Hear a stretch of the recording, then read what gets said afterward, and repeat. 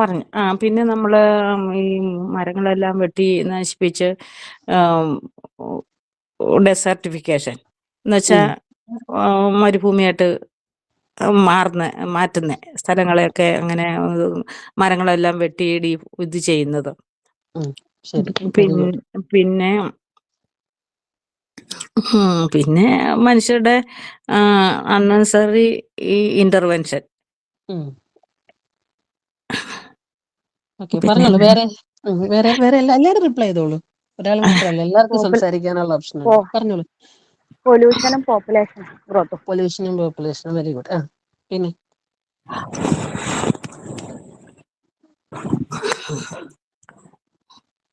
പറഞ്ഞോളൂ. പിന്നെ എന്തൊക്കെയാണ് നമ്മുടെ എൻവയോൺമെന്റ് ഇപ്പോൾ നിലവിൽ നമ്മുടെ ലോകം ഫേസ് ചെയ്യുന്ന പാരിസ്ഥിതിക പ്രശ്നങ്ങൾ എന്തൊക്കെയാണ്? Global warming. Global warming. പിന്നെ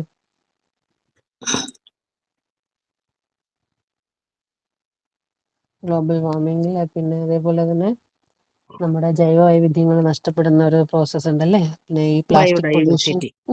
അല്ലെ, അങ്ങനെ ഇനി ഒരുപാട് ഒരുപാട് ഇതേപോലത്തെ ഇഷ്യൂസ് ഉണ്ട്. നമ്മളിനി വരുന്ന പിന്നെ ഇനി അങ്ങോട്ട് നമ്മൾ അതിനെ കുറിച്ച് ഡിസ്കസ് ചെയ്യും. അപ്പൊ അതിനെക്കുറിച്ച് ആദ്യം നിങ്ങൾക്ക് ഒരു അവയർനെസ് ഉണ്ടോന്ന് അറിയാൻ വേണ്ടിയിട്ടൊന്ന് ചോദിച്ചെന്നേ ഉള്ളൂ.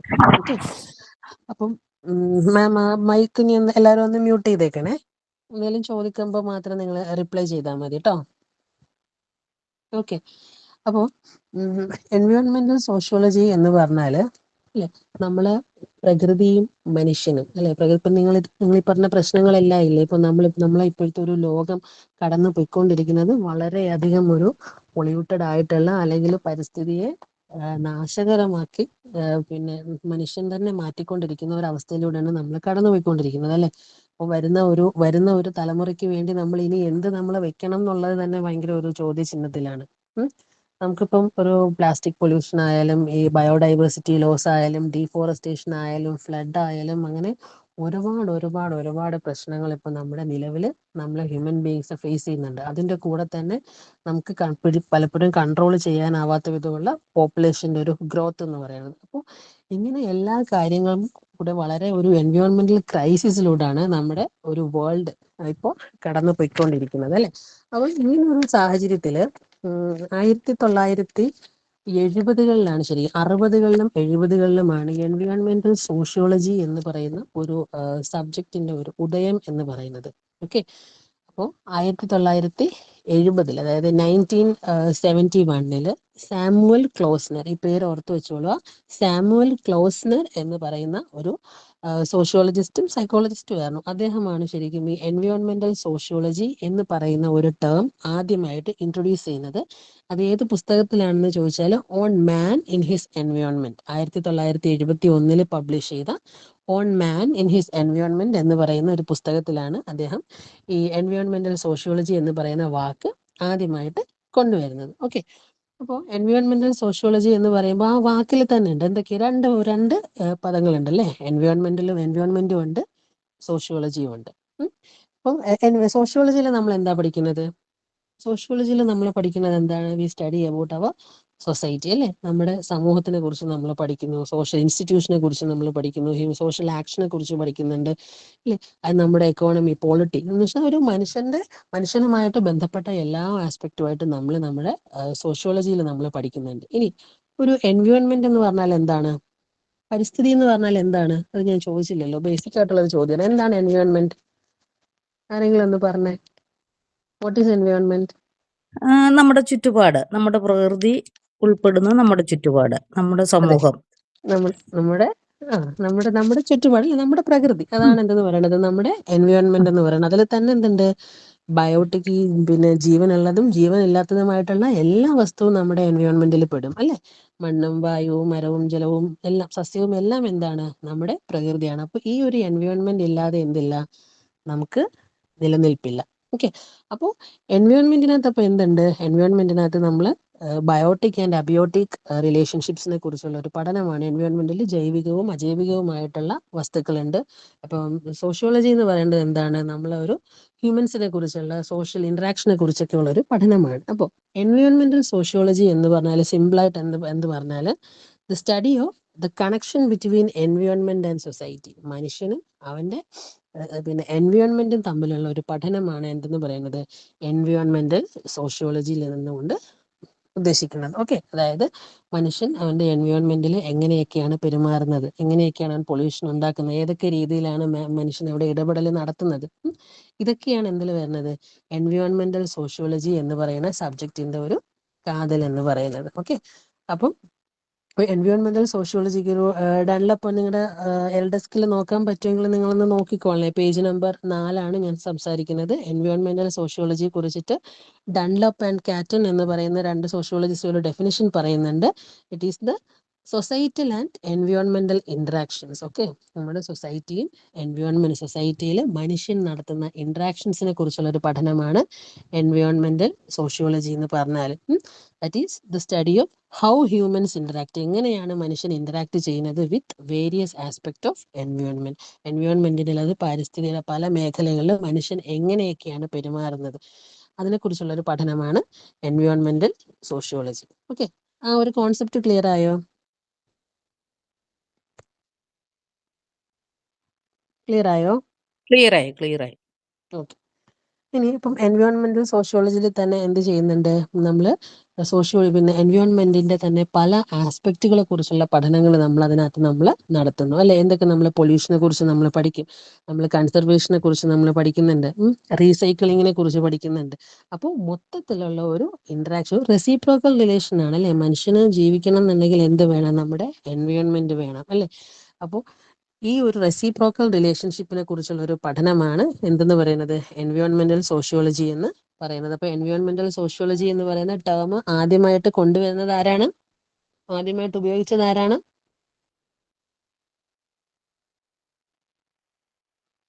ആരാണ് ഈ ടേം ആദ്യമായിട്ട് കൊണ്ടുവരുന്നത്? സാമുവൽ ക്ലൗസ്നർ ആണ്. സാമുവൽ ക്ലൗസ്നർ 1970കളിലാണ് ഈ ഒരു 71 ഈ ഒരു ടേം കോയിൻ ചെയ്യുന്നത്. ഓക്കെ, ഇനി എൻവയോൺമെന്റൽ സോഷ്യോളജി ഇത് പിന്നെ വേറെ എന്തൊക്കെ കാര്യങ്ങൾ ശ്രദ്ധ ചെലുത്തുന്നു എന്ന് പറഞ്ഞാൽ, എൻവയോൺമെന്റൽ സോഷ്യോളജി നമ്മുടെ ഒരു ഇന്ററാക്ഷൻ മാത്രമല്ല, അവിടെ പല തരത്തിലുള്ള പിന്നെ അതിന് ഇന്നേഡ് ആയിട്ടുള്ള ഇഷ്യൂസ് ഉണ്ടാവും അല്ലെ. എനർജി ഇഷ്യൂസ് ഉണ്ടാവും, അതുപോലെ തന്നെ പിന്നെ പബ്ലിക്കിന്റെ ആറ്റിറ്റ്യൂഡ് ഉണ്ടാവും അല്ലെ, അവരുടെ എൻവയോൺമെന്റൽ പോളിസീസ് ഉണ്ടാവും. ഇങ്ങനെയുള്ള എല്ലാ കാര്യങ്ങളും നമ്മൾ എന്ത് ചെയ്യുന്നുണ്ട് എൻവയോൺമെന്റൽ സോഷ്യോളജിയിൽ നമ്മൾ കവർ ചെയ്യുന്നുണ്ട്. അപ്പോൾ അതൊരു ഹ്യൂമൻ ആൻഡ് സോഷ്യൽ ഫാക്ടേഴ്സ് അല്ലെ. ഹ്യൂമൻ ആൻഡ് സോഷ്യൽ ഫാക്ടേഴ്സ്, എന്തൊക്കെ സോഷ്യൽ ഫാക്ടേഴ്സ് ആണ് എൻവയോൺമെന്റൽ ഇഷ്യൂസ് അല്ലെങ്കിൽ ഈ പറയുന്ന പ്രശ്നങ്ങൾ ഉണ്ടാക്കുന്നത്, അതുപോലെ തന്നെ അതിന്റെ ഇമ്പാക്റ്റ് എന്തൊക്കെയാണ്, അതൊക്കെയാണ് നമ്മൾ എന്ത് പറയുന്നത് എൻവയോൺമെന്റൽ സോഷ്യോളജിയിൽ നമ്മൾ പഠിക്കുന്നത്. ഇനി ഒരു എമർജൻസ് ഓഫ് എൻവയോൺമെന്റൽ സോഷ്യോളജി നമ്മൾ പറഞ്ഞു, ഈ വാക്ക് കോയിൻ ചെയ്തത് സാമുവൽ ക്ലോസ്നർ ആണെന്ന് പറഞ്ഞു. പക്ഷെ എൻവയോൺമെന്റൽ സോഷ്യോളജി എന്ന് പറയുന്ന ഒരു ഡിസിപ്ലിന്റെ ബിഗിനിങ് എന്ന് പറയുന്നത് 1960കളിലും 70കളിലും അമേരിക്കയിലായിരുന്നു. കാരണം US-ലായിരുന്നു. ഈ രണ്ടാം ലോക മഹായുദ്ധത്തിന് ശേഷം ലോകത്തിലെ ഒരുപാട് ഈ പൊല്യൂഷനും അതുപോലെ അതിന്റെ ഭാഗമായിട്ടുള്ള ഒരുപാട് പ്രശ്നങ്ങൾ ഉരുത്തിരിഞ്ഞു വന്ന ഒരു സമയമായിരുന്നു യൂറോപ്പിലും US-ലും ഒക്കെ. അപ്പൊ ആ ഒരു കാലഘട്ടത്തിൽ ഈ ഒരു അവരുടെ വാട്ടറിന്റെ ക്വാളിറ്റിയെ കുറിച്ചും അതുപോലെ തന്നെ ഈ ടോക്സിക് ഈ വാറിന് വേണ്ടി ഉപയോഗിച്ച ഒരുപാട് അമ്യൂണിഷൻസും ഈ പറയുന്ന വെപ്പൺസും ഒക്കെ പല രീതിയിലും ഉപേക്ഷിക്കപ്പെട്ട രീതിയിലും അത് പ്രകൃതിയെ വിനാശകരമായ രീതിയിൽ ബാധിക്കുന്ന ഒരു അവസ്ഥയിലൊക്കെ എത്തിയിട്ടുണ്ടായിരുന്നു. അപ്പൊ ആ ഒരു സമയത്താണ് എൻവയോൺമെന്റൽ സോഷ്യോളജി എന്ന് പറയുന്ന ഒരു സബ്ജക്ട് അല്ലെങ്കിൽ ഇങ്ങനെ ഒരു സബ്ജക്റ്റിനെ കുറിച്ച് ആൾക്കാർ ചിന്തിച്ചു തുടങ്ങിയത്.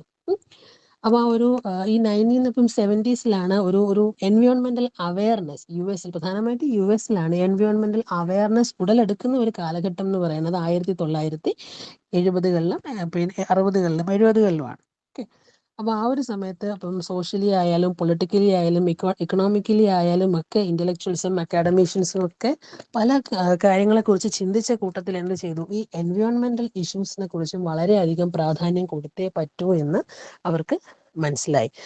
അപ്പോൾ ഈ ഒരു കാലഘട്ടത്തിൽ ഈ ഒരു അവയർനെസ് കൂട്ടാൻ അവരെ ഹെൽപ്പ് ചെയ്ത വേറൊരു കാര്യങ്ങളുണ്ട്. 1962 റേച്ചൽ കാർസൺ എന്ന് പറയുന്ന ഒരു എഴുത്തുകാരിയുടെ സൈലന്റ് സ്പ്രിംഗ് എന്ന് പറയുന്ന ഒരു പുസ്തകം പബ്ലിഷ് ചെയ്തിരുന്നു. കേട്ടിട്ടുണ്ടോ ഈ സൈലന്റ് സ്പ്രിംഗ് എന്ന് പറയുന്ന പുസ്തകം?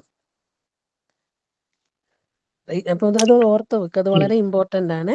1962 പബ്ലിഷ് ചെയ്ത റേച്ചൽ കാർസന്റെ സൈലന്റ് സ്പ്രിംഗ്. അപ്പൊ ഈ ഒരു പുസ്തകത്തിൽ ശരിക്കും പറയുന്നത് എന്താണെന്ന് വെച്ചാൽ DDT പോലുള്ള ഈ കീടനാശിനികൾ നമ്മൾ ഉപയോഗിക്കുമ്പോൾ, കൃഷിക്ക് വേണ്ടി ഉപയോഗിക്കുമ്പോൾ, അത് എങ്ങനെയാണ് ആ ഒരു കൃഷിസ്ഥലത്തെയും അല്ലെങ്കിൽ മനുഷ്യന്മാരെയും ഈ ഭക്ഷ്യശൃംഖലയും ഒക്കെ ദോഷകരമായിട്ട് ബാധിക്കുന്നത് എന്നതിനെ കുറിച്ച് ഈ പുസ്തകത്തിൽ വളരെ വിശദമായ രീതിയിൽ പ്രതിപാദിക്കുകയുണ്ടായി. അപ്പൊ ഈ ഒരു പുസ്തകത്തിന്റെ വരവിന് ശേഷം കുറച്ചുകൂടി ഈ ഒരു എൻവയോൺമെന്റൽ അവയർനെസ് അല്ലെങ്കിൽ ഇതിനെക്കുറിച്ചുള്ള ഒരു സ്റ്റഡീസ് ഒക്കെ എന്ത് ചെയ്തു, ഈ ഒരു അമേരിക്കയിലൊക്കെ ഇതിനെക്കുറിച്ച് ഒരു എൻവയോൺമെന്റൽ സോഷ്യോളജി പോലെ സബ്ജക്റ്റിന്റെ ഒരു ബിഗിനിങ്ങിന് കാരണമായിട്ടുണ്ട്. ഓക്കെ. അപ്പോൾ ഈ 70s-ലാണ് എൻവയോൺമെന്റൽ സോഷ്യോളജി എന്ന് പറയുന്ന ഒരു സബ്ജക്റ്റിന്റെ ഉദയം. അപ്പോൾ 2ാം ലോക മഹായുദ്ധത്തിന് ശേഷമാണ് ആൾക്കാർ കൂടുതലും ഈ ഒരു എൻവയോൺമെന്റൽ ക്രൈസിസ് ഇതിനെ കുറിച്ചൊക്കെ ചിന്തിച്ച് തുടങ്ങിയത്. പിന്നെ 1962 പബ്ലിഷ് ചെയ്ത റേച്ചൽ കാർസന്റെ സൈലന്റ് സ്പ്രിംഗ് എന്ന് പറയുന്ന ഒരു പുസ്തകം കൂടെ എന്ത് ചെയ്തിട്ടുണ്ട്, ഈ ഒരു സബ്ജക്റ്റിനെ കുറച്ചുകൂടെ ഒരു മുൻനിരയിൽ കൊണ്ടുവരാൻ, അല്ലെങ്കിൽ ഒരു അക്കാഡമിക് സർക്കിളിലായാലും ഒക്കെ ഒന്ന് ഡിസ്കസ് ചെയ്തൊരു സെപ്പറേറ്റ് ഡിസിപ്ലിൻ ആയിട്ട് ഉരുത്തിരിഞ്ഞ് വരാൻ വേണ്ടി ഹെൽപ്പ് ചെയ്തിട്ടുണ്ട്. ഓക്കെ. അപ്പൊ അത്രയും ക്ലിയർ ആയോ? യെസ് ക്ലിയർ ആയി.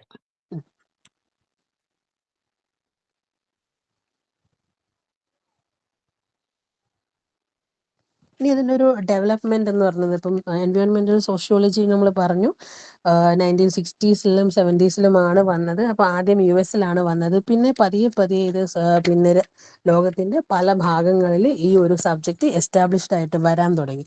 അപ്പം ഏഷ്യയിൽ ആദ്യമായിട്ട് എൻവയോൺമെന്റൽ സോഷ്യോളജി എന്ന ഒരു സബ്ജക്റ്റ് ആയിട്ട് എസ്റ്റാബ്ലിഷ് ആവുന്നത് 1990-കളിൽ ജപ്പാനിലാണ് അതൊരു ഒരു സബ്ജക്റ്റ് ആയിട്ട് അല്ലെങ്കിൽ അക്കാഡമിക്കലായിട്ട് പഠിപ്പിക്കാൻ തുടങ്ങിയത് ജപ്പാനിലാണ്. അപ്പോൾ നൊബുക്കോ ലിജിമ, ആ പേരൊന്ന് നോട്ട് ചെയ്യുക. നൊബുക്കോ ലിജിമ എന്ന് പറയുന്ന ഒരു എൻവയോൺമെന്റൽ റിസർച്ചറുണ്ട്. അവരായിരുന്നു ആദ്യമായിട്ട് ഈ ഒരു എൻവയോൺമെന്റൽ സോഷ്യോളജിയുടെ ഒരു തീസിസ് ഒക്കെ ചെയ്തൊരു വ്യക്തിയായിരുന്നു നൊബുക്കോ ലിജിമ. അപ്പോൾ ഇവരാണ് ആദ്യം എൻവയോൺമെന്റൽ സോഷ്യോളജി ജപ്പാനിലേക്ക് അല്ലെങ്കിൽ ഏഷ്യയിലേക്ക് കൊണ്ടുവരാൻ വേണ്ടിയിട്ട് ഹെൽപ്പ് ചെയ്ത ഒരു വ്യക്തി എന്ന് പറയുന്നത്. അപ്പോൾ 1992 ഒരു ജാപ്പനീസ് അസോസിയേഷൻ ഫോർ എൻവയോൺമെന്റൽ സോഷ്യോളജി ഒക്കെ സ്റ്റാർട്ട് ചെയ്തു.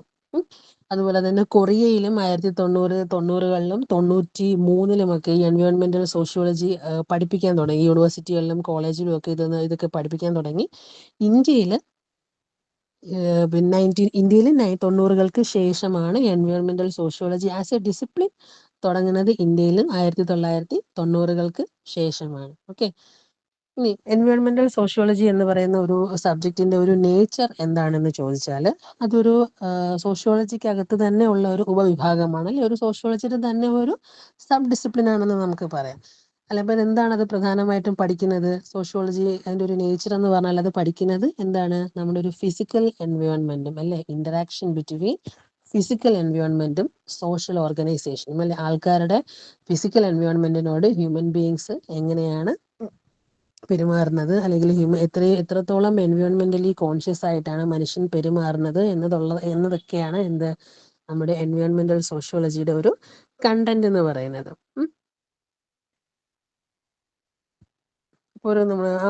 നിങ്ങൾ എക്സാം എഴുതുമ്പോൾ കാറ്റൻ ആൻഡ് ഡൺലപ്പ് നിങ്ങൾക്ക് ടെക്സ്റ്റ് ബുക്ക് കാണുമ്പോൾ അതിനകത്തുണ്ട് ഒരു ഡെഫിനിഷൻ ഉണ്ട്. കാറ്റൻ ആൻഡ് ഡൺലപ്പിന്റെ ഡെഫിനിഷൻ നിങ്ങൾ കൃത്യമായിട്ട് എഴുതണം. എൻവയോൺമെന്റൽ sociology is the study of connection between environment and society അല്ലെ, എൻവയോൺമെന്റും സൊസൈറ്റിയും തമ്മിലുള്ള കണക്ഷനെ കുറിച്ചുള്ള ഒരു പഠനമാണ് എൻവയോൺമെന്റൽ സോഷ്യോളജി എന്നുള്ളത്. ഓക്കെ. പിന്നെ ഇതിന്റെ ഒരു സിഗ്നിഫിക്കൻസ് എന്ന് പറഞ്ഞാൽ, ഇപ്പൊ എൻവയോൺമെന്റൽ സോഷ്യോളജി എന്ന് പറയുന്ന ഒരു സബ്ജക്ട് നമ്മൾ പഠിക്കുന്നു എന്ന് പറഞ്ഞു. അപ്പൊ എന്തിനു വേണ്ടിയാണ് നമ്മൾ പഠിക്കുന്നത് എന്ന് ചോദിച്ചാൽ, എന്തിനു വേണ്ടിയിട്ടൊക്കെയാണ്? ടു ഫൈൻഡ് സൊല്യൂഷൻസ് ടു എൻവയോൺമെന്റൽ ക്രൈസിസ് അല്ലെ, മനുഷ്യൻ ഈ പ്രശ്നങ്ങൾ ഉണ്ടാക്കുന്നുണ്ട്. അപ്പൊ അതിനോടൊപ്പം തന്നെ എന്ത് വേണം, ഇതിനുള്ള solutions, to find the solution to these എൻവയോൺമെന്റൽ ക്രൈസിസ്. പിന്നെ അതുപോലെ തന്നെ പുതിയ തിയറീസ്, എൻവയോൺമെന്റുമായി ബന്ധപ്പെട്ടുള്ള പുതിയ തിയറീസുകൾ കൊണ്ടുവരാനും നിലവിലുള്ള തിയറീസിനെ റിഫോം ചെയ്യാനും ഒക്കെയാണ് എൻവയോൺമെന്റൽ സോഷ്യോളജി കൊണ്ട് ഉദ്ദേശിക്കുന്നത്. ഓക്കെ. അപ്പം ഒരു ട്രഡീഷണലി എൻവയോൺമെന്റൽ സോഷ്യോളജി എൻവയോൺമെന്റൽ പ്രോബ്ലംസ് എങ്ങനെ സംഭവിക്കുന്നു എന്ന് മാത്രമേ പഠിച്ചിട്ടുണ്ട്, അല്ലെങ്കിൽ അതായിരുന്നു അതിന്റെ ഫോക്കസ് ഓഫ് സ്റ്റഡി എന്ന് പറയുന്നത്. പക്ഷേ ഈ കണ്ടംപററി അപ്രോച്ച് കംപ്ലീറ്റ്ലി ഡിഫറെന്റ് ആണ്. ഇപ്പോൾ എന്താണ്, എൻവയോൺമെന്റൽ സോഷ്യോളജി എല്ലാത്തിനെ കുറിച്ചും പഠിക്കുന്നുണ്ട്. ഡെവലപ്മെന്റിനെ കുറിച്ച് പഠിക്കുന്നുണ്ട്. ഇപ്പം നമ്മൾ ഈ പറഞ്ഞ പോലെ പുതിയ തിയറീസ് കൊണ്ടുവരാൻ, അല്ലെങ്കിൽ ഉള്ള തിയറീസിനെ നമ്മൾ റിഫോം ചെയ്യാൻ, അതിപ്പോൾ പിന്നെ എൻവയോൺമെന്റൽ ക്രൈസിസ് പോളിസി മേക്കിംഗ്, പിന്നെ അതുപോലെ തന്നെ ഒരു കൺസെപ്റ്റ് ഒരു സസ്റ്റൈനബിലിറ്റി, ഒരു സുസ്ഥിര വികസനമൊക്കെ സാധ്യമാക്കാൻ നമ്മൾ എൻവയോൺമെന്റൽ സോഷ്യോളജി കൊണ്ട് സാധിക്കുന്നുണ്ട്. ഓക്കെ, ഇനി എൻവയോൺമെന്റൽ സോഷ്യോളജിയുടെ ഒരു സ്കോപ്പ് എന്താണ്, എൻവയോൺമെന്റൽ സോഷ്യോളജി കൊണ്ട് ഉണ്ടാക്കുന്നതിന്റെ സ്കോപ്പ് എന്താണെന്ന് ചോദിച്ചാൽ ഒരു 4 ഏരിയാസ് ഓഫ് റിസർച്ച് ഉണ്ട്. പിന്നെ പ്രധാനമായിട്ട് 4 ഏരിയാസ് ആണ് ഫോക്കസ് ചെയ്യുന്നത് എൻവയോൺമെന്റൽ സോഷ്യോളജി. അപ്പോൾ ഒരു സബ്ജക്റ്റ് ഫോക്കസ് ചെയ്യുന്ന ഏരിയാസ് എന്ന് പറയുന്നത് 4 എണ്ണമാണ്. ഇത് ഏതൊക്കെയാണെന്ന് വെച്ചാൽ, first one, എൻവയോൺമെന്റൽ sociology study the societal causes of എൻവയോൺമെന്റൽ problems അല്ലേ. എന്തൊക്കെയാണ് ഫസ്റ്റ് വൺ എന്ന് പറഞ്ഞാൽ സൊസൈറ്റൽ കോസസ്, ഈ പരിസ്ഥിതി പ്രശ്നങ്ങൾ ഉണ്ടാക്കുന്ന സാമൂഹികമായിട്ടുള്ള കാരണങ്ങൾ എന്തൊക്കെയാണ്, സൊസൈറ്റൽ കോസസ് എന്തൊക്കെയാണെന്നാണ് ഈ എൻവയോൺമെന്റൽ സോഷ്യോളജിയുടെ ഫസ്റ്റ് ഇതെന്ന് പറയുന്നത്. ഓക്കെ, ഇനി രണ്ടാമത്തെ സ്കോപ്പ് എന്താണെന്ന് ചോദിച്ചാൽ, എൻവയോൺമെന്റൽ sociology is concern with the natural environments impact on society. രണ്ടാമത്തത് നമ്മളെ ഇമ്പാക്റ്റ്, നമ്മുടെ സൊസൈറ്റിയിൽ ഈ ഒരു പ്രകൃതി ദുരന്തം അല്ലെങ്കിൽ മനുഷ്യൻ തന്നെ വരുത്തി വെക്കുന്ന എൻവയോൺമെന്റൽ പൊല്യൂഷൻസ് കൊണ്ട് എന്തൊക്കെയാണ് ഇമ്പാക്റ്റുകളാണ് സമൂഹത്തിൽ ഉണ്ടാകുന്നത്, അത് നെഗറ്റീവാണോ പോസിറ്റീവാണോ, അതിനെ കുറിച്ചുള്ള ഒരു സ്റ്റഡിയാണ്. ഓക്കെ, ഇപ്പം നമുക്ക് നാച്ചുറൽ ഡിസാസ്റ്റേഴ്സും ഉണ്ട്, പിന്നെ പ്രകൃതി ദുരന്തങ്ങളും ഉണ്ട്, അതേപോലെ തന്നെ മനുഷ്യൻ വരുത്തി വെക്കുന്ന ദുരന്തങ്ങളും ഉണ്ട്. അപ്പം ഇത് രണ്ടിന്റെയും ഇമ്പാക്റ്റ് എങ്ങനെയാണ് നമ്മുടെ സമൂഹത്തിനെ എങ്ങനെയാണ് അഫക്റ്റ് ചെയ്യുന്നത് എന്നുള്ളതാണ് രണ്ടാമത്തെ ഏരിയ. ഇനി third one, എൻവയോൺമെന്റൽ sociology examines the social reactions and responses of society to എൻവയോൺമെന്റൽ ഇഷ്യൂസ് ആൻഡ് ത്രെറ്റ്സ് അല്ലെ. അപ്പൊ ഇങ്ങനെയുള്ള പിന്നെ ഡിസാസ്റ്റേഴ്സ് അല്ലെങ്കിൽ ഈ പറയുന്ന പൊല്യൂഷൻസ്, ഇങ്ങനെയുള്ള പാരിസ്ഥിതിക പ്രശ്നത്തിനെ മനുഷ്യൻ എങ്ങനെ അഡ്രസ് ചെയ്യുന്നു, അല്ലെങ്കിൽ നമ്മളെ ഒരു ഹ്യൂമൻസിന്റെ ഒരു സൊസൈറ്റിയുടെ റിയാക്ഷൻ അല്ലെങ്കിൽ റെസ്പോൺസ് ഏതൊക്കെ രീതിയിലാണ്, നമ്മൾ ഈ ഇഷ്യൂസ് സോൾവ് ചെയ്യാൻ വേണ്ടി ഹ്യൂമൻ ബീങ്സ് എന്തെങ്കിലും ചെയ്യുന്നുണ്ടോ. അപ്പൊ അതാണ് ഈ തേർഡ് ഏരിയ എന്ന് പറയുന്നത്. എൻവയോൺമെന്റൽ sociology examines the social reactions and responses of society to എൻവയോൺമെന്റൽ ഇഷ്യൂസ് ആൻഡ് ത്രെറ്റ്സ് അല്ലേ. അതായത് ഇപ്പൊ നമുക്ക് പലതരത്തിൽ നമുക്ക് എൻവയോൺമെന്റിനെ നമുക്ക് സേവ് ചെയ്യാൻ വേണ്ടി നമുക്ക് ചെയ്യാം അല്ലെ. റീസൈക്കിൾ ചെയ്യാം, റീയൂസ്, അതുപോലെ തന്നെ നമ്മൾ പ്ലാസ്റ്റിക്കിന്റെ ഉപയോഗമൊക്കെ നമ്മൾ പരമാവധി കുറയ്ക്കുക, എനർജി എഫിഷ്യന്റ് ആവുക അല്ലെ, മാക്സിമം നമ്മൾ ഇലക്ട്രിക്കിലോട്ടൊക്കെ മാറുക, അങ്ങനെ ഒരുപാട് രീതിയിൽ നമുക്ക് എന്ത് ചെയ്യാൻ പറ്റും, നമുക്ക് ഈ പറയുന്ന എൻവയോൺമെന്റൽ ഇഷ്യൂസ് ഒക്കെ നമുക്ക് അഡ്രസ് ചെയ്യാൻ പറ്റും. അപ്പൊ അതാണ് മൂന്നാമത്തെ പോയിന്റ്. ഇനി നാലാമത് എന്ന് പറയുന്നത് എന്താണ്, എൻവയോൺമെന്റൽ sociologist R mainly concerned with learning the social process that would help to advance എൻവയോൺമെന്റൽ sustainability. നമ്മൾ പറഞ്ഞില്ലേ, വരും തലമുറയ്ക്ക് വേണ്ടി കൂടെ നമ്മൾ പിന്നെ കരുതി വെക്കണം അല്ലെ. അപ്പോൾ ഈ ഒരു സസ്റ്റൈനബിലിറ്റിക്ക് വേണ്ടിയിട്ടല്ലേ, സുസ്ഥിര വികസനത്തിന് വേണ്ടിയിട്ട്, അതിന് വേണ്ടിയിട്ട് നമ്മൾ എന്ത് ചെയ്യുന്നുണ്ട്, അല്ലെങ്കിൽ നമ്മുടെ സൊസൈറ്റി നമ്മൾ എന്തൊക്കെ ചെയ്യുന്നുണ്ട് എന്നുള്ളതാണ് ഫോർത്ത് പോയിന്റ് എന്ന് പറയുന്നത്. അപ്പൊ ഈ 4 പോയിന്റ്സ് ആണ് എൻവയോൺമെന്റൽ സോഷ്യോളജിയുടെ സ്കോപ്പിൽ വരുന്നത്. മനസ്സിലായോ? ഇത് ക്ലിയർ ആയോ?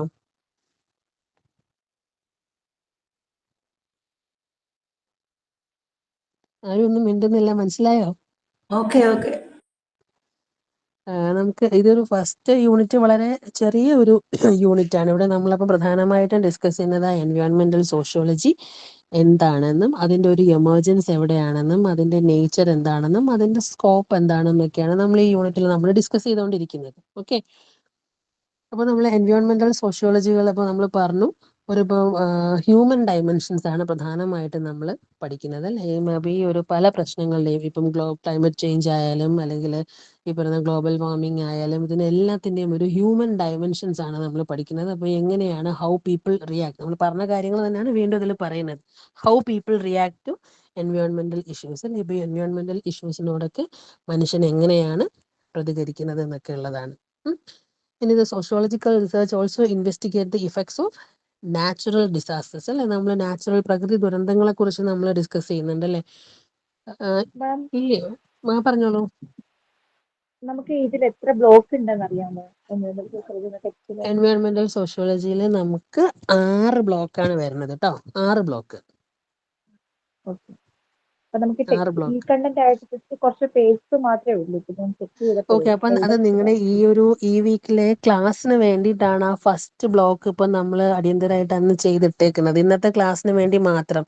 അപ്പൊ ഈ ഒരു ഫസ്റ്റ് ബ്ലോക്കില് യൂണിറ്റ് 1ഉം യൂണിറ്റ് 2ഉം മാത്രമേ അതിനകത്ത് ഇട്ടിട്ടുള്ളൂ. ഓക്കെ ഓക്കെ ഓക്കെ, നിങ്ങൾ ടെക്സ്റ്റ് എന്തായാലും ഉടനെ എത്തുന്നതാണ്. അതിന്റെ ഏകദേശം അവിടെ വർക്കെല്ലാം കഴിഞ്ഞിട്ടുണ്ട്. ഓക്കെ. ഓക്കെ.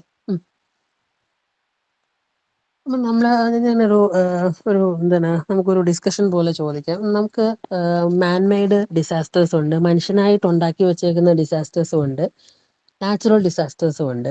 ഈ രണ്ടിന്റെയും ഇമ്പാക്റ്റ് ഒരുപോലെയാണോ?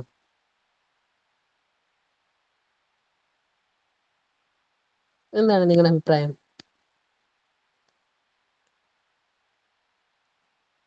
പറഞ്ഞോളൂ. മറ്റേ പ്രകൃതിയുടെ പ്രളയം ഈ ഉം. അതൊക്കെ മറ്റേത് അണക്കെട്ടൊക്കെ കാര്യമില്ലാതെ ഈ കണക്കില ഉണ്ടാക്കുമ്പോൾ അത് പൊട്ടല് അതൊക്കെ ഒരു രണ്ടും ജനങ്ങളെ ബാധിക്കുന്നത് പിന്നെ എങ്ങനെയായിരിക്കും? ഇമ്പാക്റ്റ് കൂടുതലായിരിക്കോ കുറവായിരിക്കോ? ജനങ്ങളെ കൂടുതലായിട്ട് അഫക്റ്റ് ചെയ്യുന്നത് എങ്ങനെയൊക്കെ ആയിരിക്കും? ഏതായിരിക്കും? പ്രകൃതി ദുരന്തങ്ങളാണോ അതോ മനുഷ്യനായിട്ട് ഉണ്ടാക്കി വെച്ചേക്കുന്ന ദുരന്തങ്ങളാണോ ഏറ്റവും കൂടുതൽ പിന്നെ മരണങ്ങളും ഏറ്റവും കൂടുതൽ പ്രശ്നങ്ങളും ഉണ്ടാക്കുന്നത്? പ്രകൃതി ദുരന്തമാണ് ഏറ്റവും ക്രൂരമായത്. പിന്നെ മനുഷ്യനുണ്ടാക്കുന്ന മനുഷ്യന് അറിയാമല്ലോ ഒരു പൊട്ടും എന്നുള്ള ഒരു കൺസെപ്റ്റ് ഉണ്ടല്ലോ അവർക്ക്. ഒരു അപകട ഭീഷണി ഉണ്ടെന്ന് അവർക്കൊരു കണക്കൂട്ടലുണ്ടാവുമല്ലോ. ഓക്കെ, ബാക്കിയുള്ളവരോട് പറയൂ.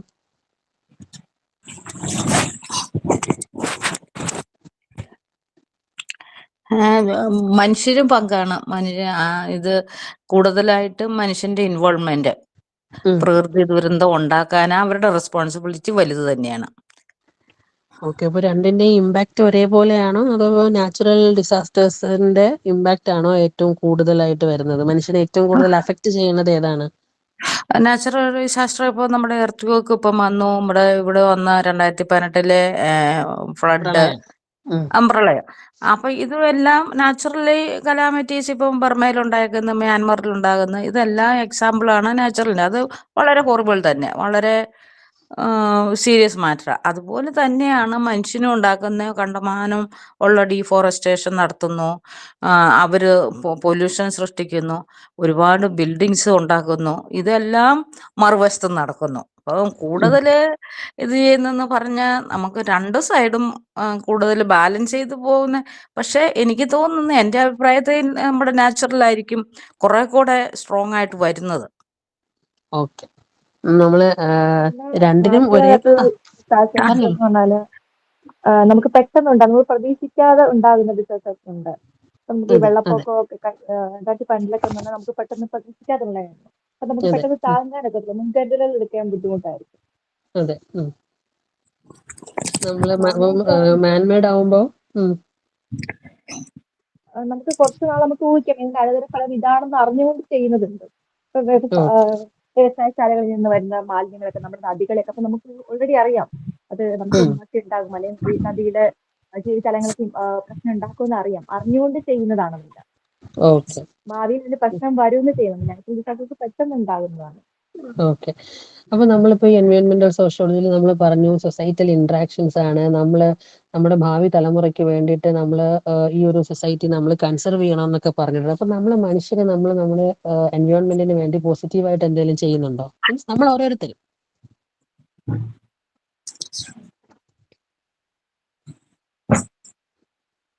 പറഞ്ഞോളൂ, നമ്മൾ എന്തെങ്കിലും ചെയ്യുന്നുണ്ടോ? ഇപ്പൊ കുറെയൊക്കെ പ്രൊട്ടക്ഷൻ എടുക്കുന്നുണ്ടല്ലോ. പ്ലാസ്റ്റിക് കത്തിക്കുന്നത് പൊല്യൂഷനെ ബാധിക്കും, ഓസോൺ പാളിയെ ബാധിക്കും, അങ്ങനെ കുറച്ചൊക്കെ പ്രൊട്ടക്ഷൻ ഒക്കെ ചെയ്യുന്നോണ്ട് ആൾക്കാരെ ബോധവൽക്കരണം ചെയ്യുന്നുണ്ട് ഇപ്പൊ മനുഷ്യൻ സഹിതമായതിനെ. ഓക്കെ, വേറെ എന്തെങ്കിലും ഉണ്ടോ?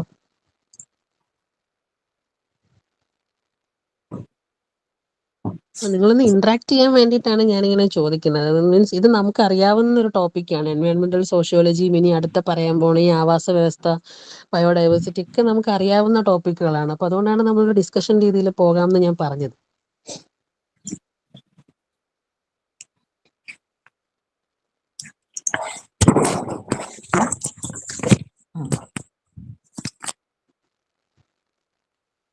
ഇപ്പൊ അപ്പൊ എർത്ത് നമുക്ക് ക്വേക്ക് വന്നപ്പോ പറഞ്ഞോളൂ.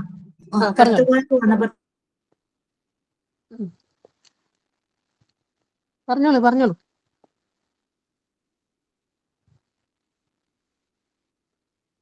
ഓക്കെ, സംസാരിക്കുന്നില്ല. വയനാട്ടിൽ നിന്നുള്ള ആരോ ഉണ്ടെന്ന് പറഞ്ഞില്ലേ? നിങ്ങളിപ്പോ റീസെന്റ് ആയിട്ട് അതെ അവിടെ അതെ ഒരു അതെ അതെ. എങ്ങനെ അഡ്രസ് ചെയ്തു? അപ്പൊ നിങ്ങളെ അത് ബാധിച്ചിട്ടില്ല എന്ന് ഞാൻ അങ്ങനെ ആ ഒരു പ്രദേശത്തിനടുത്തായിരുന്നോ? അത് ഞങ്ങൾ ഇവിടുന്ന് ഒരു 12 കിലോമീറ്റർ ദൂരെയാണ്. ഓക്കെ. ഞാൻ താമസിക്കുന്നിടത്തുനിന്ന് 15 കിലോമീറ്റർ കാണും. അത്രയും അടുത്തതാണ്. പക്ഷെ നമുക്കത് പിന്നെ ഡയറക്റ്റ് ഒരു പ്രശ്നം വന്നില്ല. ഓക്കെ. എന്റെ വന്നിട്ടില്ല. ഓക്കെ. പക്ഷെ അപ്പൊ ഈ ഒരു വയനാട് ജില്ലയിൽ ഇങ്ങനെ അടിക്കടിയായിട്ട് ഇങ്ങനെ ഒരുപാട് ഡിസാസ്റ്റേഴ്സ് ഇങ്ങനെ വരുന്നുണ്ടല്ലോ. അപ്പൊ അതിന് വേണ്ടിയിട്ട് ഇങ്ങനെ എന്തെങ്കിലുമൊക്കെ ഒരു മോണിറ്ററിംഗ് സംവിധാനമോ അല്ലെങ്കിൽ ഒരു അലേർട്ടോ അങ്ങനെ എന്തെങ്കിലുമൊക്കെ നിലവിലുണ്ടോ? നിലവിൽ ആ ഏരിയയിൽ അങ്ങനെ ഒരു എന്തെങ്കിലും പ്രശ്നം വന്ന് അത് വരുന്നുണ്ടെങ്കിൽ എന്തെങ്കിലുമൊക്കെ ഒരു മെസ്സേജ് അങ്ങനെയൊക്കെ ഉള്ളതുള്ളൂ. അല്ലാണ്ട് അതിന് പ്രത്യേക ഡിറ്റക്ട് ചെയ്യാനുള്ള ഒരു സംവിധാനം ഉള്ളതായിട്ട് തോന്നുന്നില്ല. പേപ്പറിലൊന്നും അങ്ങനെ വായിച്ചിട്ടില്ല. ഉം. അപ്പൊ എന്തൊക്കെയോ റിസർച്ച് നടക്കുന്നു എന്നുള്ള കൂടുതൽ അങ്ങനെ ഒരു അറിവ് എനിക്കില്ല. കാരണം ഓക്കെ. മനസ്സിലായി. ഓക്കെ. അപ്പൊ നമുക്ക് ഈ ഒരു യൂണിറ്റ് അപ്പൊ നമുക്കൊന്ന് പിന്നെ കൺക്ലൂഡ് ചെയ്ത് നമുക്ക് പറയാം അല്ലെ? അപ്പൊ നമ്മൾ ഇതിൽ പറഞ്ഞത് എൻവയോൺമെന്റൽ സോഷ്യോളജി എന്ന് പറയുന്ന ഒരു കോൺസെപ്റ്റ് ആണ് പറഞ്ഞത്. അപ്പോൾ 1971 സാമുവൽ ക്ലോസ്നർ എന്ന് പറയുന്ന ഒരു സോഷ്യോളജിസ്റ്റ് ആണ് ആദ്യമായിട്ട് ഈ ഒരു എൻവയോൺമെന്റൽ സോഷ്യോളജി എന്ന് പറയുന്ന ഈ ഒരു വാക്ക് അല്ലെങ്കിൽ ഈ ഒരു ടേം കോയിൻ ചെയ്യുന്നത് അല്ലേ? അപ്പോൾ മനുഷ്യന്റെ ഒരു ഇന്ററാക്ഷൻ, എൻവയോൺമെന്റിൽ മനുഷ്യൻ നടത്തുന്ന ഇന്ററാക്ഷൻസ് എങ്ങനെയൊക്കെയാണ്, ആ ഒരു റിലേഷൻഷിപ്പ് എങ്ങനെയെന്നൊക്കെ ഉള്ളതാണ് എൻവയോൺമെന്റൽ സോഷ്യോളജിയിൽ നമ്മൾ ഡിസ്കസ് ചെയ്യുന്നത്. പിന്നെ ഈ എൻവയോൺമെന്റൽ സോഷ്യോളജിയിൽ നമ്മൾ എന്ത് പറയുന്നുണ്ട്, ഒരു എൻവയോൺമെന്റൽ പൊല്യൂഷന്റെയും അതേപോലെ തന്നെ ഈ പറയുന്ന പരിസ്ഥിതി നശീകരണം, ഡിപ്ലീഷന്റെ ഒക്കെ ഒരു സോഷ്യൽ ഡിറ്റർമിനൻസ്, അതിന്റെ സാമൂഹികപരമായിട്ടുള്ള റീസൺസ് എന്തൊക്കെയാണ്, ഇതൊക്കെ അതുപോലെ എൻവയോൺമെന്റൽ ആറ്റിറ്റ്യൂഡ്സ് അല്ലെ, പുതിയ എൻവയോൺമെന്റൽ മൂവ്മെന്റ്സ് ഇപ്പോൾ ഉണ്ടാകുന്നുണ്ട് അല്ലെ, അതേപോലെ തന്നെ സോഷ്യൽ ഇമ്പാക്റ്റിന്റെ അനാലിസിസ് നമ്മൾ നടത്തുന്നുണ്ട്, പല റിസർച്ചുകൾ നടത്തുന്നുണ്ട്. അപ്പൊ ഇതെല്ലാം ഈ എൻവയോൺമെന്റൽ സോഷ്യോളജിയുടെ ഭാഗമായിട്ടാണ് നടത്തുന്നത്. ഓക്കെ. സോ എൻവയോൺമെന്റൽ സോഷ്യോളജി എന്ത് ചെയ്യുന്നു? It focus mainly on how society causes എൻവയോൺമെന്റൽ പ്രോബ്ലംസ്, സമൂഹം എങ്ങനെയാണ് എൻവയോൺമെന്റൽ പ്രോബ്ലംസ് ഉണ്ടാക്കുന്നത്, and also focusing on potential solutions അല്ലെ, എങ്ങനെയാണ് പ്രശ്നങ്ങൾ ഉണ്ടാക്കുന്നത്, അതിനോടൊപ്പം തന്നെ അതിനുള്ള സൊല്യൂഷൻസും നമ്മൾ എന്ത് ചെയ്യുന്നുണ്ട്, നമ്മൾ ഈ എൻവയോൺമെന്റൽ സോഷ്യോളജിയിൽ നമ്മൾ ഡിസ്കസ് ചെയ്യുന്നത്. എൻവയോൺമെന്റൽ സോഷ്യോളജിയുടെ ഒരു ഏരിയ ഓഫ് സ്റ്റഡി എന്ന് പറയുന്നത്, സ്കോപ്പ് ഓഫ് സ്റ്റഡി എന്ന് പറയുന്നത് നമ്മൾ പറഞ്ഞു 4 ഉണ്ട്. എന്തൊക്കെയാണ്? First one, എൻവയോൺമെന്റൽ sociology study the societal causes of എൻവയോൺമെന്റൽ problems അല്ലെ, സൊസൈറ്റൽ കോസസ് എന്തൊക്കെയാണെന്ന് നമ്മൾ പഠിക്കുന്നതാണ് ഒന്നാമത്തേത്. രണ്ടാമത്തെ സ്കോപ്പ് എന്ന് പറയുന്നത് എൻവയോൺമെന്റൽ sociology is concern with the natural environments impact on society. പിന്നെ അതിന്റെ ഒരു ഇമ്പാക്ട് സൊസൈറ്റിയിൽ എത്രത്തോളം ആയിരിക്കും അല്ലെങ്കിൽ മനുഷ്യരിൽ എത്രത്തോളം ആയിരിക്കും എന്നത് പഠിക്കുമെന്നതാണ് രണ്ടാമത്തെ സ്കോപ്പ്. ഇനി മൂന്നാമത്തത്, എൻവയോൺമെന്റൽ sociology examines the social reactions and responses of society അല്ലെ, ഇങ്ങനെ ഒരു പ്രശ്നങ്ങൾ അല്ലെങ്കിൽ ഇഷ്യൂസ് ആൻഡ് ത്രെറ്റ്സ് വരുമ്പോൾ ഹ്യൂമൻ ബീയിങ്സ് അതിനെ എങ്ങനെ അഡ്രസ് ചെയ്യുന്നു, ഈ ഒരു നമ്മളെ റെസ്പോൺസ് എങ്ങനെയൊക്കെയാണ് എന്നുള്ളതാണ് മൂന്നാമത്തത്. And the fourth one, എൻവയോൺമെന്റൽ sociologist R mainly concern with the social process that could help to advance എൻവയോൺമെന്റൽ sustainability അല്ലെ, ഒരു സുസ്ഥിരത കൊണ്ടുവരാൻ വേണ്ടിയിട്ട്, ഒരു പുതിയ ജനറേഷനും കൂടെ വേണ്ടിയിട്ട് നമ്മുടെ എൻവയോൺമെന്റ് നമ്മൾ എങ്ങനെ പ്രൊട്ടക്ട് ചെയ്യും എന്നൊക്കെ നമ്മൾ എന്ത് ചെയ്യുന്നുണ്ട്, എൻവയോൺമെന്റൽ സോഷ്യോളജിയിൽ പഠിക്കുന്നുണ്ട്. അപ്പൊ ഈ 4 ഏരിയയാണ് എൻവയോൺമെന്റൽ സോഷ്യോളജിയുടെ സ്കോപ്പ് എന്ന് പറയുന്നത്. പിന്നെ നമ്മൾ ഇതിനകത്ത് പറഞ്ഞു, ഒരു റേച്ചൽ കാർസൺ എന്ന് പറയുന്ന 1962 റേച്ചൽ കാർസൺ എഴുതിയ സൈലന്റ് സ്പ്രിംഗ് എന്ന് പറയുന്ന ഒരു പുസ്തകത്തിന്റെ പ്രാധാന്യം നമ്മൾ പറഞ്ഞു അല്ലെ. ഈ പിന്നെ കൃഷിക്ക് ഉപയോഗിക്കുന്ന DDT പോലുള്ള കീടനാശിനികൾ ഉപയോഗിക്കുമ്പോൾ നമ്മുടെ പ്രകൃതിക്ക് ഉണ്ടാകുന്ന ദോഷവശങ്ങൾ എന്തൊക്കെയാണ്. അപ്പോൾ ആ ഒരു പിന്നെ പഠനം, അതേപോലെ തന്നെ 2ാം ലോക മഹായുദ്ധത്തിന് ശേഷം ലോകത്തിൽ ഉണ്ടായിട്ടുള്ള ഒരുപാട് പ്രശ്നങ്ങൾ, പൊല്യൂഷൻ, അതേപോലെ എയർ ക്വാളിറ്റി, വാട്ടർ ക്വാളിറ്റി ആയിട്ട് റിലേറ്റ് ചെയ്ത ഒരുപാട് പ്രശ്നങ്ങളൊക്കെ എന്ത് ചെയ്തു, എൻവയോൺമെന്റൽ സോഷ്യോളജി ഒരു ഡിസിപ്ലിൻ ആയിട്ട് ഡെവലപ്പ് ചെയ്ത് വരുന്നതിൽ വളരെയധികം സ്വാധീനിച്ചിട്ടുണ്ട്. അപ്പോൾ ഇത്രയും കാര്യങ്ങളാണ് നമ്മൾ എന്തിൽ ഡിസ്കസ് ചെയ്യുന്നതെന്ന് വെച്ചാൽ ഈ ഒരു ഫസ്റ്റ് ബ്ലോക്കിൽ നമ്മൾ ഡിസ്കസ് ചെയ്യുന്നത്. അത്രയും ഫസ്റ്റ് ബ്ലോക്ക് അപ്പം പിടികിട്ടിയോ? ക്ലിയർ ആയോ? ഏകദേശമൊക്കെ ക്ലിയർ ആയി. ഇനിയിപ്പോ ഏകദേശം ക്ലിയർ പുസ്തകത്തിലൊന്നും ആയോളോ? നന്നായിട്ട് ക്ലിയർ ആയില്ലേ? ഏകദേശം അങ്ങനെയല്ല ഞാൻ പറയുന്നേ. നമ്മളിപ്പം മാം ഇത് എടുക്കുന്നത് ഇതെല്ലാം കൂടെ നമ്മൾ ഒരു സമയത്ത് അങ്ങ് സ്റ്റോർ ചെയ്യാൻ ഇപ്പൊ പറ്റത്തില്ല. എല്ലാവർക്കും ഒരു ശരി, ശരി. ആ അത് അപ്പം പുസ്തകം കൂടെ ഉണ്ടെങ്കിൽ കുറച്ചുകൂടെ നമുക്കൊന്ന് കൂടുതലെന്ന് ഞാൻ ഉദ്ദേശിക്കുന്നത് നമുക്ക് കുറച്ചുകൂടി മനസ്സിലായി, ഒന്ന് മനസ്സിലായി. മെമ്മറി ഒന്ന് സേവ് ചെയ്യാൻ പറ്റും അത് കുറച്ചുകൂടെ. എൽഡെസ്ക് എന്നെ സംബന്ധിച്ച് കുറച്ച് ബുദ്ധിമുട്ടുമാണ് ഈ എൽഡെസ്കിൽ മനസ്സിലായി. പോയി. ഇതിങ്ങനെ നോക്കി ഒരുപാട് ആൾക്കാരത് പ്രത്യേകിച്ച് ഇത്തിരി ഏജ്ഡ് ആയിട്ടുള്ള ആൾക്കാരത് പറയുന്നുണ്ട്. അവർക്ക് നോക്കി ആ ഒന്ന് മനസ്സിലാക്കി എനിക്ക് എടുക്കാൻ വളരെ ബുദ്ധിമുട്ടുണ്ടെന്ന്. നമ്മള് ചെറുപ്പക്കാരല്ല, അപ്പൊ അതുകൊണ്ട് ഒരു ശകലം പ്രായോഗിക ബുദ്ധിമുട്ടുണ്ട്. മനസ്സിലാവും, മനസ്സിലാവുന്നു. ആ അപ്പൊ അതാണ് നമ്മളൊക്കെ ഈ പണ്ട് ഈ പുസ്തകം ഇങ്ങനെ പഠിച്ചു പോയ ആൾക്കാരായതുകൊണ്ട് ഉം. കുറച്ചുകൂടെ പുസ്തകത്തിനാണ് നമ്മൾ എൽഡെസ്ക് അത്രയങ്ങ് പറ്റുന്നില്ല. അപ്പൊ കുഴപ്പമില്ല. അതാണ് നമുക്ക് ഈ നിങ്ങളെ ഒരു വായിക്കുമ്പോൾ നിങ്ങൾക്ക് ഈ ഒരു പുസ്തകം കിട്ടുമ്പോൾ നിങ്ങൾക്ക് വായിക്കുമ്പോഴത്തേക്കും അതെ ഒന്നുകൂടെ ക്ലിയർ തീർച്ചയായിട്ടും ആവും. തീർച്ചയായിട്ടും. ആ അപ്പോൾ ഈ അതെ. ഒരു യൂണിറ്റുമായിട്ട് ഒരു ബന്ധപ്പെട്ട് ഇപ്പൊ നമ്മൾ ഇത്രയും പറഞ്ഞല്ലോ, ഇതുമായിട്ട് ബന്ധപ്പെട്ട് ഒരു 5-6 ക്വസ്റ്റ്യൻസ് ചോദിക്കാം. നിങ്ങളുടെ ഒബ്ജക്റ്റീവ് ക്വസ്റ്റ്യൻസ് നമ്മുടെ ആ ടെക്സ്റ്റിന്റെ ബാക്കിൽ വരുമല്ലോ. അതെ അതേപോലെ ഈ ഇതുമായിട്ട് ബന്ധപ്പെട്ട കുറച്ച് ചോദ്യങ്ങൾ ചോദിക്കാം. അപ്പൊ ആ എൻവയോൺമെന്റൽ സോഷ്യോളജി എന്ന് പറയുന്ന ഒരു ടേം കോയിൻ ചെയ്തത് ആരാണ്? സാമുവൽ ക്ലോസൻസ്. ക്ലോസ്നർ. ബാക്കിയുള്ളവർ ആ കൂടെ ക്ലോസൻസ്. പറയൂ, ആരാണ്? എല്ലാവർക്കും റിപ്ലൈ ചെയ്യാം കേട്ടോ.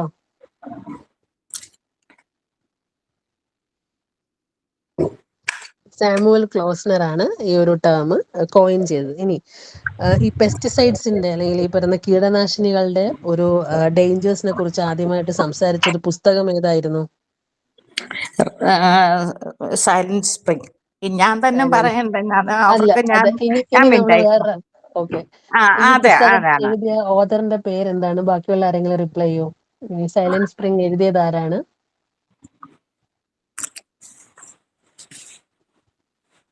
എല്ലാവർക്കും പറയാട്ടോ, അറിയില്ലെങ്കിൽ അറിയില്ല എന്ന് പറയൂ. ഈ പുസ്തകം ഞാൻ എഴുതിയത് പറഞ്ഞോട്ടെ, ആരാണ്? റേച്ചൽ റേച്ചൽ കാഴ്സൺ അല്ലേ? Cash Rachel second. Carson. CARSON. Rachel Carson എന്ന് പറയുന്ന ഒരു പിന്നെ ഓക്കെ. ഓഥറാണ് ഈ പുസ്തകം എഴുതിയത്. ഓക്കെ. ഇനി എൻവയോൺമെന്റൽ സോഷ്യോളജി വന്ന അല്ലെങ്കിൽ ആ ഒരു ഏത് ഡെക്കേഡിലാണ്, ഏത് വർഷങ്ങളിലാണ് എൻവയോൺമെന്റൽ സോഷ്യോളജി ആസ് എ ഡിസിപ്ലിൻ ഉരുത്തിരിഞ്ഞ് വന്നത് എന്ന് ചോദിച്ചാൽ 1960 തൊട്ട് 70 വരെ. Okay. 1960s and 1970s. 70s.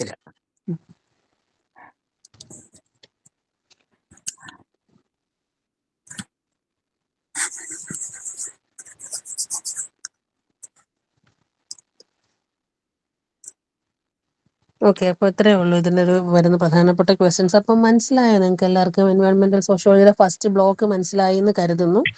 നമുക്ക് രണ്ടാമത്തെ ബ്ലോക്കിലേക്ക് പോയാലോ? പോകാം. ഓക്കെ. അപ്പോ നമ്മുടെ സെക്കൻഡ് ബ്ലോക്ക് എന്ന് പറയുന്നത് ബേസിക് കോൺസെപ്റ്റ്സ് ആണ്. നമ്മുടെ പരിസ്ഥിതിയുമായിട്ട് ബന്ധപ്പെട്ട് കുറെ പ്രധാനപ്പെട്ട കുറച്ച് കോൺസെപ്റ്റുകളുണ്ട് അല്ലേ? നമ്മൾ എപ്പോഴും പറയുന്നതാണ് അതൊക്കെ. എക്കോസിസ്റ്റം എന്താണ്, അല്ലെങ്കിൽ എക്കോളജി എന്താണ്, ആവാസ വ്യവസ്ഥ എന്താണ്, ബയോഡൈവേഴ്സിറ്റി എന്താണ്. അപ്പോൾ ഈ കാര്യങ്ങളൊക്കെയാണ് നമ്മൾ പിന്നെ പിന്നെ യൂണിറ്റിൽ നമ്മൾ ഡിസ്കസ് ചെയ്യാൻ പോകുന്നത്. ഓക്കെ. നിങ്ങൾ ആരും ഒരു ഉഷാറില്ല. ഒരാൾ ഒഴിച്ച് ബാക്കി എല്ലാവരും ചോദിക്കുമ്പോൾ ഒന്നും മിണ്ടുന്നില്ല. എന്താണ്? എല്ലാവരും ഫോൺ അവിടെ വെച്ചിട്ട് എങ്ങോട്ടെങ്കിലും ഒക്കെ പോയോ? അല്ല ഉണ്ട്, പക്ഷെ പുസ്തകം ഒന്നും കിട്ടിയിട്ടില്ല മിസ്സേ, അതുകൊണ്ടാണ്. ഓ, അതുകൊണ്ടാണല്ലോ. നിങ്ങൾ ശ്രദ്ധിച്ചോളൂ, നിങ്ങൾക്ക് മനസ്സിലാവും. നിങ്ങൾ ശ്രദ്ധിച്ചാൽ മതി. നമ്മളിപ്പോൾ 1-2 വട്ടം ഞാൻ ഇങ്ങനെ റിപ്പീറ്റ് ചെയ്ത് പറയുമ്പോൾ നിങ്ങൾക്ക് പുസ്തകം കൂടെ കിട്ടുമ്പോൾ നിങ്ങൾക്ക് എളുപ്പമായിരിക്കും കേട്ടോ. അപ്പൊ നമുക്ക് ഫസ്റ്റ് ഇതിലോട്ട് പോവാം. ഓക്കെ. അപ്പോൾ ആദ്യമായിട്ട് ഇപ്പൊ നമ്മൾ ഈ ഒരു എന്താണ് നമ്മുടെ ബേസിക് കോൺസെപ്റ്റ്സിൽ നമ്മൾ ഫസ്റ്റ് നമ്മൾ പറയുന്ന കോൺസെപ്റ്റ് എന്ന് പറഞ്ഞാൽ നേച്ചർ. എന്താണ് നേച്ചർ? പ്രകൃതി എന്ന് പറഞ്ഞാൽ എന്താണ്? What is nature? സിമ്പിൾ ആയിട്ട് ചോദിച്ചാൽ എന്താ പറയാ?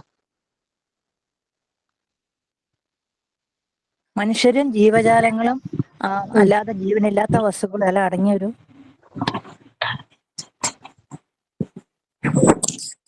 നേച്ചർ എന്ന് പറഞ്ഞാല് നമ്മൾ മനുഷ്യരാൽ നിർമ്മിക്കപ്പെടാതെ സ്വാഭാവികമായിട്ടുണ്ടാകുന്ന ഒരു അറ്റ്മോസ്ഫിയർ. ഓക്കെ. വെരി അവിടെ ഗുഡ്. പറഞ്ഞോളൂ. ആ, അവിടെ എല്ലാ ലിവിങ് ഓർഗാനിസം എന്ന് വെച്ചാൽ മനുഷ്യർ മുതൽ മറ്റ് ചെറിയ ഫംഗൈ തൊട്ട് അല്ലെങ്കിൽ ചെറിയ ജീവി തൊട്ട് വലിയ ജീവി വരെ all living organism, plants including plants എല്ലാം കൂടെ ഒരുമിച്ച് ജീവിക്കുന്ന ഒരു അന്തരീക്ഷം.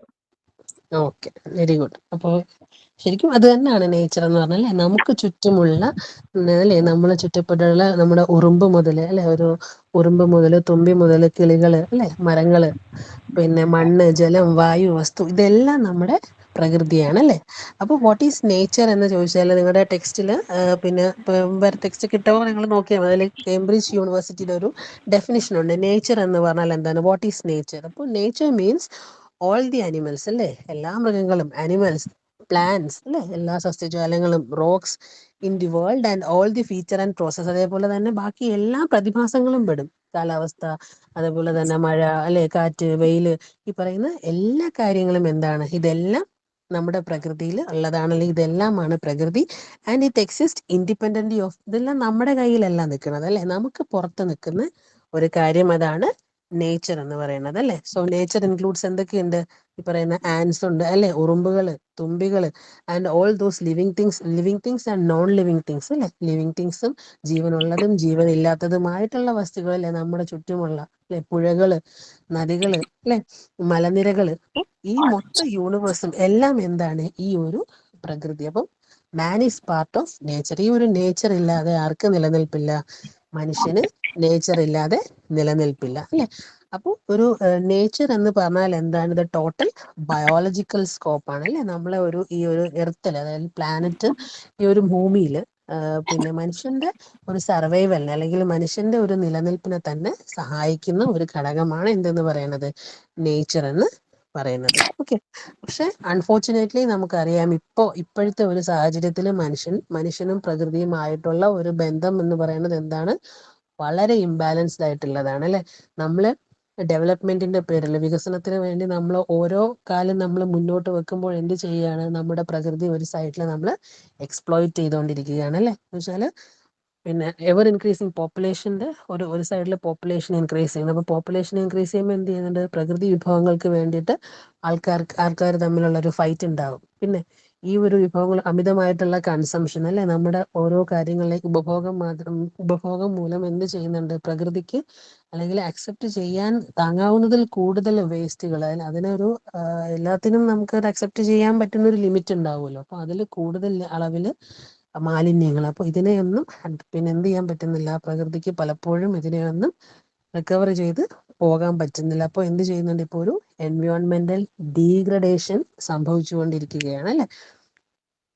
പക്ഷെ എന്നാൽ പുരാതന കാലത്തല്ലെ ഗോത്ര വിഭാഗങ്ങൾ ജീവിച്ചിരുന്നപ്പോൾ അന്ന് ലൈഫ് കുറച്ചുകൂടെ സിമ്പിൾ ആയിരുന്നു. അപ്പോൾ അന്നത്തെ അത്രത്തോളം സിമ്പിൾ ആയതിന്റെ കാരണം പോപ്പുലേഷൻ കുറവായിരുന്നു അല്ലെ. അവര് ഈ വെയിലിന്റെയും കാലാവസ്ഥയുടെയും ഒക്കെ അടിസ്ഥാനത്തിൽ അവർ ഓരോ സ്ഥലത്തു നിന്നും ഓരോ സ്ഥലത്തോട്ട് അവര് മാറി മാറി അവര് പോയിക്കൊണ്ടിരുന്നു അല്ലെ. പക്ഷെ അവര് കൃഷി തുടങ്ങി, സെറ്റിൽമെന്റ് തുടങ്ങിയതിനു ശേഷം എന്ത് ചെയ്തു, അവരും പതിയെ പതിയെ എന്ത് ചെയ്തു, നമ്മുടെ പ്രകൃതിയെ ആശ്രയിച്ചു തുടങ്ങി. പിന്നെ പോപ്പുലേഷൻസ് കൂടി അല്ലെ. അപ്പൊ അങ്ങനെ എന്ത് ചെയ്തു, നമ്മുടെ ഒരു നേച്ചർ പലപ്പോ എന്താ പറയുക, നമ്മളെ ആ ഒരു പഴയ ആ ഒരു പ്രകൃതി രമണീയത എന്നൊക്കെ പറയുന്ന ഒരു സാധനം ഇപ്പോൾ നശിച്ചുകൊണ്ടിരിക്കുകയാണ് അല്ലെ. അപ്പൊ നമ്മുടെ ഒരു നേച്ചർ ഇപ്പോൾ പറയുന്ന ഒരു ഈ പ്രകൃതി എന്ന് പറയുന്നത് ഇപ്പോൾ ഒരു ഡിസ്ട്രക്ഷന്റെ വക്കിലാണ്. അപ്പോൾ അതാണ് ആ ഒരു നേച്ചർ എന്ന് പറയുന്ന ഒരു കോൺസെപ്റ്റ്. ഇത് ക്ലിയർ ആയില്ലേ, നേച്ചർ എന്ന് പറഞ്ഞാൽ എന്താണ്. ഇപ്പൊ എക്സാമിന് ചോദിക്കും, 2 മാർക്കിന് ചോദിക്കുന്ന ചോദ്യമാണ് ഡിഫൈൻ നേച്ചർ എന്ന് ചോദിച്ചാൽ നിങ്ങൾക്ക് ഇത് എഴുതാൻ പറ്റണം. വളരെ സിമ്പിൾ ആയിട്ട് നിങ്ങൾ എഴുതിയാൽ മതി അല്ലേ. പിന്നെ നമ്മൾ ഈ ഉറുമ്പും പിന്നെ എല്ലാം ജീവനുള്ളതും ജീവനില്ലാത്തതും എല്ലാം നമ്മൾ എന്തിൽ വരുന്നതാണ്, നേച്ചറിൽ വരുന്നതാണ്. അപ്പോൾ നേച്ചർ എന്താണെന്ന് ചോദിച്ചാൽ എഴുതാൻ പറ്റുമോ? പറ്റും. ഓക്കെ, ഇനി നമ്മൾ പോകുന്നത് അപ്പം നേച്ചർ എന്ന് പറയുന്നത് നമ്മുടെ കോൺസെപ്റ്റ് കഴിഞ്ഞു. ഇനി അടുത്ത കോൺസെപ്റ്റ് എന്ന് പറയുന്നത് ഇക്കോളജിയാണ്. ഇക്കോളജിയെ കുറിച്ച് കേട്ടിട്ടുണ്ടോ? ഇക്കോളജി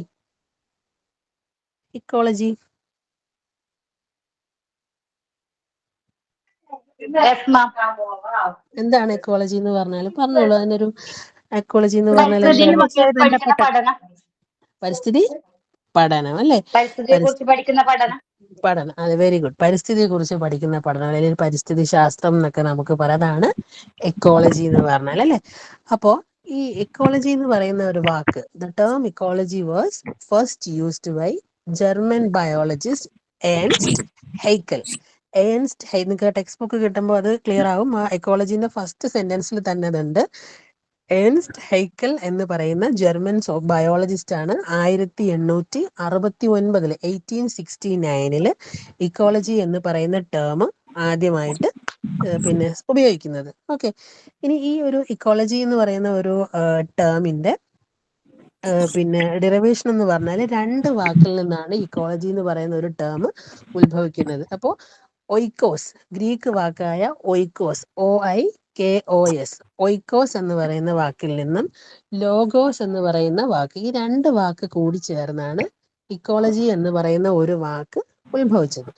ഇനി ഒയ്ക്കോസ് എന്ന് പറഞ്ഞാൽ എന്താണെന്ന് ചോദിച്ചാൽ ഹൗസ്, വീട്, അല്ലെങ്കിൽ ഡ്വെല്ലിംഗ് പ്ലേസ്, ഒരു താമസ സ്ഥലം എന്നൊക്കെ നമുക്ക് പറയാം. ഒയ്ക്കോസ്, OIKOS, ഒയ്ക്കോസ്.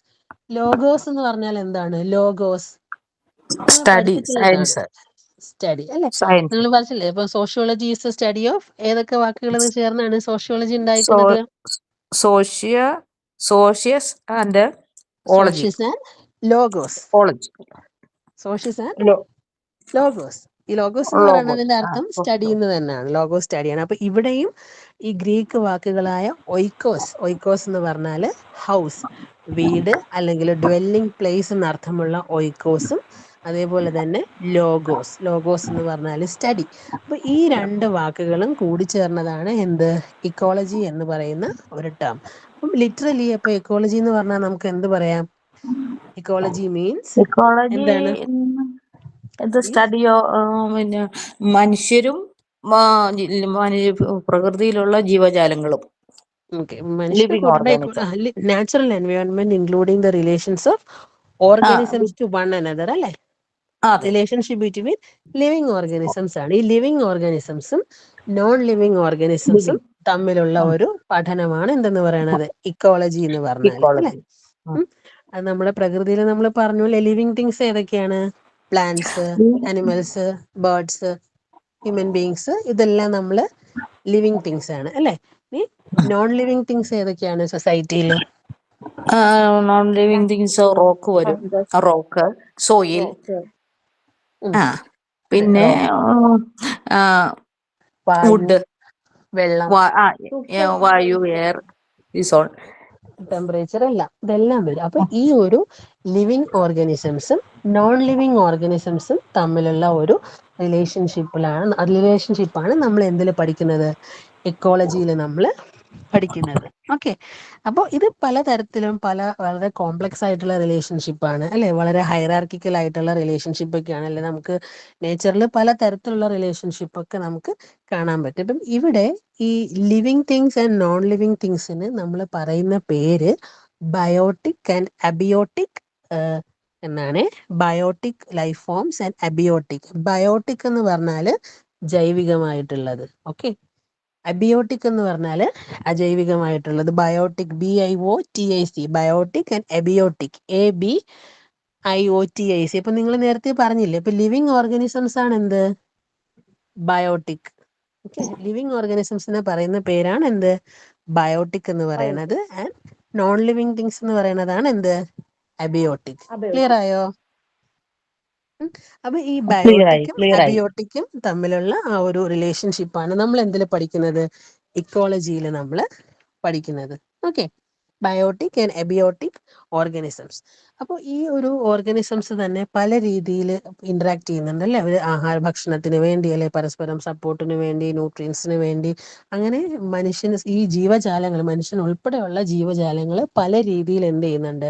ഈ അവരുടെ ഒരു ഇക്കോളജി അല്ലെങ്കിൽ ആ ഒരു എക്കോളജിയിൽ പരിസ്ഥിതിയിൽ അവർ എന്ത് ചെയ്യുന്നുണ്ട്? ജീവിക്കുന്നുണ്ട് അല്ലെ? പലതരത്തിലുള്ള സ്പീഷീസ് ഓഫ് ഓർഗാനിസംസ് ഉണ്ട് അല്ലെ? പലതരത്തിലുള്ള ജീവജാലങ്ങളുണ്ട്. അവരുടെ ലൈഫ് സ്റ്റൈൽ അല്ലെങ്കിൽ അവർ ഭക്ഷണ രീതി വ്യത്യാസപ്പെട്ടതാണ് അല്ലെ? ചില ആനിമൽസ് എന്ന് പറയുമ്പോൾ കൂട്ടം വളരെ, ഇപ്പൊ ആനകള് അല്ലെങ്കിൽ ഫിഷ്, അങ്ങനെയുള്ള പല ജീവജാലങ്ങളും നമുക്കറിയാം വളരെ കൂട്ടമായിട്ട് ജീവിക്കാൻ ഇഷ്ടപ്പെടുന്ന അല്ലെങ്കിൽ ഒരു ഫാമിലി ആയിട്ട് ജീവിക്കാൻ ഇഷ്ടപ്പെടുന്ന മൃഗങ്ങളാണ്. അപ്പൊ അതേപോലെ പല തരത്തിലുള്ള പ്രോസസ്സുകൾ എന്തുണ്ട്? നമ്മുടെ ഈ ഒരു ഇക്കോളജിയിൽ നടക്കുന്നുണ്ട്. അപ്പോൾ ഈ ഇക്കോളജി അല്ലെങ്കിൽ പിന്നെ ഈ ഒരു ശാസ്ത്രം ഏതൊക്കെ കാര്യങ്ങൾ ഉപയോഗിച്ചാണ് പഠിക്കുന്നത് എന്ന് ചോദിച്ചാൽ അവര് പിന്നെ ഫിസിക്കൽ ആസ്പെക്റ്റുകൾ നേച്ചറിൽ നടക്കുന്ന കെമിക്കൽ പ്രോസസ്സ് അല്ലേ, അതിലെ ബയോളജിക്കൽ പ്രോസസ്സ്, പിന്നെ അതേപോലെ തന്നെ എന്താണ് ഈ പറയുന്ന ബയോളജിക്കൽ പ്രോസസ്സ്, ജനറ്റിക്സ് അല്ലേ. ഈ ഓരോ ജീവജാലങ്ങളും വ്യത്യാസപ്പെട്ടിരിക്കുന്നത് എന്താണ്, അതിന്റെ ജീനുകളിലുള്ള വ്യത്യാസം മൂലമാണ്. അപ്പൊ ജനറ്റിക്സിലൂടെ. പിന്നെ ജിയോളജി ഉപയോഗിച്ച്, മെട്രോളജി ഉപയോഗിച്ച്, ഇങ്ങനെ പല തരത്തിലുള്ള പിന്നെ സബ്ജക്റ്റുകളൊക്കെ ഉപയോഗിച്ചാണ് എക്കോളജി ഈ ഒരു ശാസ്ത്രത്തിലുള്ള ശാസ്ത്രജ്ഞര് നമ്മുടെ നേച്ചറിനെ കുറിച്ച് പഠിക്കുന്നത് അല്ലെ. അപ്പോൾ ഈ ഒരു കോൺസെപ്റ്റ് മനസ്സിലായോ? എക്കോളജിയും നേച്ചറും മനസ്സിലായോ? മനസ്സിലായി. മനസ്സിലായി. ഇനി നമ്മൾ പറയാൻ പോകുന്നത് എക്കോസിസ്റ്റത്തിനെ കുറിച്ചാണ്. അപ്പൊ എക്കോളജി കഴിഞ്ഞു, എക്കോസിസ്റ്റം എന്താണ്? എക്കോസിസ്റ്റം ആവാസ വ്യവസ്ഥ അല്ലെ. അപ്പൊ ആവാസ വ്യവസ്ഥ എന്ന് പറഞ്ഞാൽ എന്താണ്? സിമ്പിൾ ആയിട്ട് പറഞ്ഞാല് ജീവജാലങ്ങൾ പരസ്പരം ആശ്രയിച്ച് എവിടെയാണ് ഇത് സംഭവിക്കുന്നത്? പ്രകൃതിയില് പ്രകൃതിയിൽ തന്നെ പ്രകൃതിയിൽ, പക്ഷെ ഒരു പെർട്ടിക്കുലർ ഫിസിക്കൽ എൻവയോൺമെന്റ് അല്ലെ. നമുക്ക് പല തരത്തിലുള്ള ആവാസ വ്യവസ്ഥകളുണ്ട് അല്ലെ. ഇപ്പൊ നിങ്ങൾ നിൽക്കുന്ന ഒരു ചുറ്റുപാട് കാണൂലേ, ആ ഒരു പെർട്ടിക്കുലർ സ്പേസിലായിരിക്കും, ആ ഒരു ഫിസിക്കൽ എൻവയോൺമെന്റിലായിരിക്കും ചിലപ്പോൾ അതായിരിക്കും നമ്മളെ ആവാസ വ്യവസ്ഥ എന്ന് പറയുന്നത്. ഇപ്പൊ ഒരു ഫോറസ്റ്റ്, ഇപ്പൊ സൈലന്റ് വാലി പോലെ ഒരു ഫോറസ്റ്റ് എടുത്താൽ ആ ഒരു ഫോറസ്റ്റിന്റെ ഒരു ആവാസ വ്യവസ്ഥ കംപ്ലീറ്റ്ലി വ്യത്യാസമായിരിക്കും അല്ലെ. അല്ലെങ്കിൽ വേറൊരു പുൽമേടുകൾ എടുത്താലോ, അല്ലെങ്കിൽ നമ്മളൊരു ജലാശയങ്ങൾ എടുത്താലോ, അതിലൊക്കെ എക്കോസിസ്റ്റം എന്ന് പറയുന്നത് എന്തായിരിക്കും?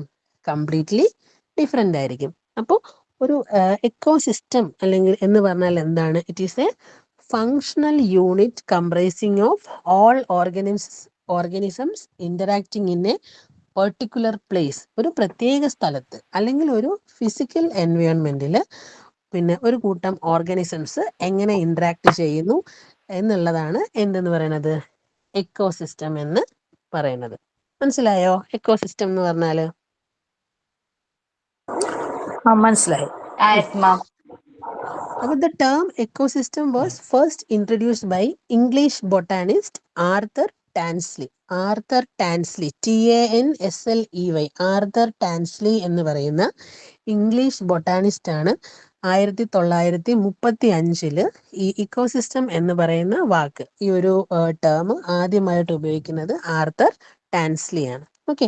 പക്ഷെ ഈ പുസ്തകത്തിനൊരു പോപ്പുലാരിറ്റി കിട്ടിയത് 1956 ഫ്രാൻസിസ് ഇവാൻസ് എന്ന് പറയുന്ന ഒരു ബയോളജിസ്റ്റ് എഴുതിയപ്പോഴാണ്. പക്ഷെ ഈ ടാൻസ്ലിയുടെ പേര് നിങ്ങൾ ഓർത്ത് വെച്ചാൽ മതി. ടാൻസ്ലി, ഇംഗ്ലീഷ് ബൊട്ടാനിസ്റ്റ് ആയ ആർതർ ടാൻസ്ലി ആണ് 1935 ഈ ഇക്കോസിസ്റ്റം എന്ന് പറയുന്ന വാക്ക്, ഈ ഒരു കോൺസെപ്റ്റ് ആദ്യമായിട്ട് കൊണ്ടുവരുന്നത്. ഓക്കെ.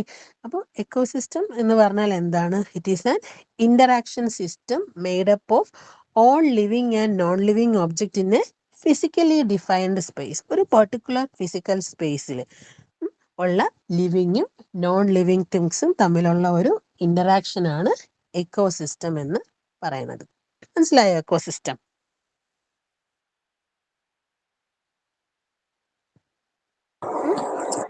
മനസ്സിലായി. അപ്പൊ ഈ ഒരു ചാപ്റ്ററിൽ നിങ്ങൾക്ക് എസ്സേ ആയിട്ടൊക്കെ ചോദിക്കാൻ പറ്റുന്ന ചോദ്യമാണ് എക്കോസിസ്റ്റം എന്താണ്. ഈ മേജർ കോൺസെപ്റ്റുകൾ ഡിസ്കസ് ചെയ്യാൻ പറയും. മാം അതൊന്ന് മ്യൂട്ട് ചെയ്യാവോ? ഓക്കെ. ഇപ്പോൾ എക്കോസിസ്റ്റത്തിന്റെ അതിന്റെ ഒരു കോമ്പണൻസും അല്ലെങ്കിൽ ഇത് മൊത്തത്തിൽ നിങ്ങൾക്ക് എസ്സേ ആയിട്ട് ചോദിക്കാം. ഈ ഒരു യൂണിറ്റ് തന്നെ നിങ്ങൾക്ക് ചോദിക്കാം. പ്രധാനപ്പെട്ട ബേസിക് കോൺസെപ്റ്റുകളെ കുറിച്ച് ഡിസ്ക്രൈബ് ചെയ്യാനും അതിന്റെ കോമ്പണൻസിനെ കുറിച്ച് പറയാനും ഒക്കെ ചോദിക്കാം. ഇനി ഈ പറയുന്ന ഇക്കോസിസ്റ്റം തന്നെ ചിലപ്പോൾ 4 മാർക്കിനും ഒക്കെ ചോദിക്കാൻ പറ്റുന്ന ചോദ്യമാണ്. അപ്പോൾ നമ്മൾ എക്കോസിസ്റ്റം എന്താണെന്ന് പറഞ്ഞു. ഇനി ഈ എക്കോസിസ്റ്റത്തിന്റെ കോമ്പണൻസ് എന്തൊക്കെയാണ്, ഇതിൽ വരുന്ന പ്രധാനപ്പെട്ട ഘടകങ്ങൾ എന്തൊക്കെയാണെന്നാണ് നമ്മൾ പറയുന്നത്. ഓക്കെ. ഇനി എക്കോസിസ്റ്റത്തിനകത്ത് 4 ബേസിക് കോമ്പോണൻസുകളാണ് വരുന്നത്. 4 എണ്ണം. ഒന്നാമത്തത് ദ എബിയോട്ടിക് പാർട്ട് അല്ലെങ്കിൽ നോൺ ലിവിങ് എൻവയോൺമെന്റ് അല്ലെ. അപ്പോൾ ഒന്നാമതായിട്ട് എക്കോസിസ്റ്റത്തിൽ വരുന്ന കോമ്പോണന്റ് എന്താണ്? നോൺ ലിവിങ് തിങ്, അല്ലെങ്കിൽ നമ്മളെ അബിയോട്ടിക് എന്ന് നമ്മൾ പറഞ്ഞില്ലേ, ഈ പറഞ്ഞ മണ്ണ്, ജലം, വായു, ഇതെല്ലാം എന്തിൽ വരും? അബിയോട്ടിക്കിൽ വരുന്നതാണ് അല്ലെ. ഇപ്പൊ നമ്പർ 1 കിട്ടിയോ? ഫസ്റ്റ് 1 എന്ന് പറയുന്നത് അബിയോട്ടിക്. ക്ലിയർ ആയോ? ഇനി രണ്ടാമത്തത് ദ പ്രൊഡ്യൂസേഴ്സ് ഓർ ഓട്ടോട്രോപ്സ്, അതായത് സ്വയം പോഷികൾ എന്ന് നമ്മൾ പറയും. അതായത് സ്വന്തമായി ഭക്ഷണം ഉൽപ്പാദിപ്പിക്കുന്ന ജീവജാലങ്ങളെയാണ് നമ്മൾ എന്തെന്ന് പറയണത്? പ്രൊഡ്യൂസേഴ്സ് എന്ന് പറയുന്നത്. അവർക്കൊരു എക്സാമ്പിൾ പറയാവോ? സസ്യങ്ങൾ. Very good. സസ്യങ്ങൾ എങ്ങനെയാണ് ഭക്ഷണം ഉണ്ടാക്കുന്നത്? യൂസിങ് ഇലകൾ സൂര്യപ്രകാശത്തിലൂടെ അല്ലെ? സൂര്യപ്രകാശത്തിന്റെ സ്ഥാനത്ത്. ആ അല്ലെ, ഫോട്ടോസിന്തസിലൂടെ അല്ലെ? അപ്പോ ദ പ്രൊഡ്യൂസേഴ്സ്, ഇപ്പൊ പ്രൊഡ്യൂസേഴ്സ് എന്ന് പറഞ്ഞാൽ ആരാണ്? This part consist of the green plants അല്ലെ? ഗ്രീൻ പ്ലാന്റ്സ്, സസ്യങ്ങള് which are capable of producing their own food അല്ലെ? അവർക്ക് വേണ്ടി അവർക്ക് ഫുഡ് ഉണ്ടാക്കാൻ പറ്റും through the process called photosynthesis by using the energy of sunlight അല്ലെ? ഇപ്പോൾ സൺലൈറ്റ്, സൂര്യന്റെ എനർജി, സൺലൈറ്റ് ഉപയോഗിച്ചിട്ട് ഫോട്ടോസിന്തസിലൂടെ ഭക്ഷണം ഉണ്ടാക്കുന്നു. അപ്പോൾ ഇതിന്റെ എക്സാമ്പിൾ, പ്രൊഡ്യൂസേഴ്സ് എന്ന് പറയുന്ന കോമ്പോണന്റിന്റെ എക്സാമ്പിൾ എന്ന് പറയുന്നത് ഗ്രീൻ പ്ലാന്റ്സ് ആണ്. അപ്പോൾ ഒന്നാമത്തെ കോമ്പോണന്റ് ദ എബിയോട്ടിക് അല്ലെങ്കിൽ നോൺ ലിവിങ് എൻവയോൺമെന്റ് ആണ്. രണ്ടാമത്തത് ദ പ്രൊഡ്യൂസേഴ്സ് ആണ്. ഇനി മൂന്നാമത്തെ കോമ്പോണന്റ് എന്ന് പറയുന്നത് കൺസ്യൂമേഴ്സ് അല്ലെങ്കിൽ ഹെറ്ററോട്രോപ്സ് ആണ് അല്ലെ? കൺസ്യൂമേഴ്സ് എന്ന് പറഞ്ഞാൽ ആരാണ്?